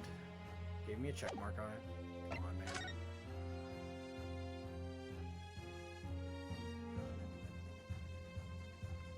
Mark on that too. There's no tea stain on the envelope. How do I prove that? What evidence from the scene of the crime can tell us about the nature of the defendant's tea? He used it from the bar soap because, you know, the water outside was frozen. Take that! Oh my. How does this bar of soap tell you? What happened with the tea? What the fuck? Good gracious! The soap again? The same part of the victim used to patch his coins of ice. Which I know for sure were the coins of ice because there was water running that whole entire time. Hell, he could have gone outside, grabbed some snow, put them in there, and made the ice then. I don't know how he used the tea. Screw it. Yes, that's right, my lord. It's just come back to me. Something about when we first found this bar of soap at the scene yesterday. It was a British shoe. Of course. It was made of tea. It's more bars of soap. Soap? What are bars of soap doing lined up on a ledge outside the window? And yes, this is how we can tell that the defendant's tea was not poisoned.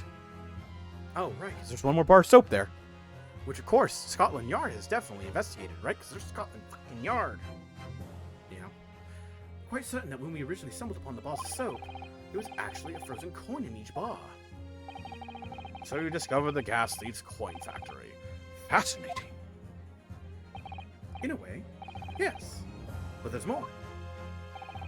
The coins we found in the soap at the time weren't normal ice. There was something strange about them, you mean? Exactly. Something very obviously strange. They were red. As blood. The ice was red. No. You mean... That's right. It's obvious to me now. The coins were made of his own blood, because he ran out of water. The fake coins in the soap were made from frozen tea. Ah. What? I would remind the court of a statement made by Mr. Natsume early in this trial. That evening, yes, I did take some freshly brewed tea with me when I visited Miss Shamspeare's room as a gift. The public water pump outside always freezes at night, so I bought bottled water especially to make it. And this is the result. Never will I touch tea again. Never! Ah, yes. I believe there had been a snowfall that day. It was particularly cold. Sadly, on such occasions, the poorly constructed water mains in the East End are prone to freezing. And so in the night in question, Mr. Shamspeare, having no running water to use, was forced to use the tea brought by Mr. Natsume in order to make his fake coins. My word! Well, I figured out, yes. What does it mean about the tea? How does this answer? What's the next question? There were 2 balls of soap on the window ledge when my judicial assistant and I investigated the scene. That's right. We only borrowed one of them. Which means that even as we speak, some of the defendant's tea is still present at the scene of the crime. That's the part I forgot. Frozen solid in a bar of soap outside Mr. Shamspeare's window. Extraordinary. Earlier today, Inspector Gregson informed the court that if even one drop of the tea remained, Scotland Yard would be able to analyze it for poison.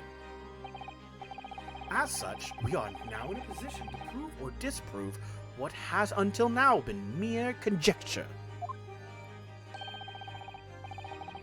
By finding out for sure whether or not Mr. Natsume's tea actually contained strychnine at all. Ah! You smug Nipponese. My lord, we cannot do the defendant the injustice of passing judgment now. The police should be dispatched to recover the remaining bar of soap from the scene at once. And the defense requests a thorough analysis of the frozen tea embedded in it to determine whether or not it contains any poison, which of course it shall not, because I am correct about this. My defendant is innocent. Bailiff! Bailiff! Instruct the police to attend to the scene at once! Yes, my lord. Understood. You know what's great? I like how a lot of stories in like Ace Attorney tend to be very believable. Because this is somewhat believable. I believe he got poisoned due to a gas leak. I have no clue what strychnine is, so I'll find out here in a moment. It would seem we have no choice but to suspend these proceedings for the time being. I trust you have no objection, Lord Vizix. None, my lord. Scotland Yard will recover the tea from the scene and carry out the requisite tests immediately. The trial will resume at the same hour tomorrow. Prosecution and defense may conduct further investigations as appropriate in the interim. Yes, my lord.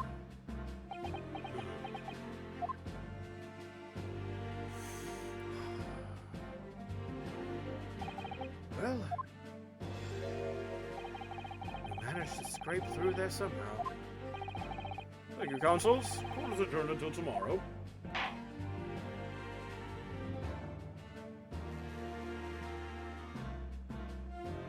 Well.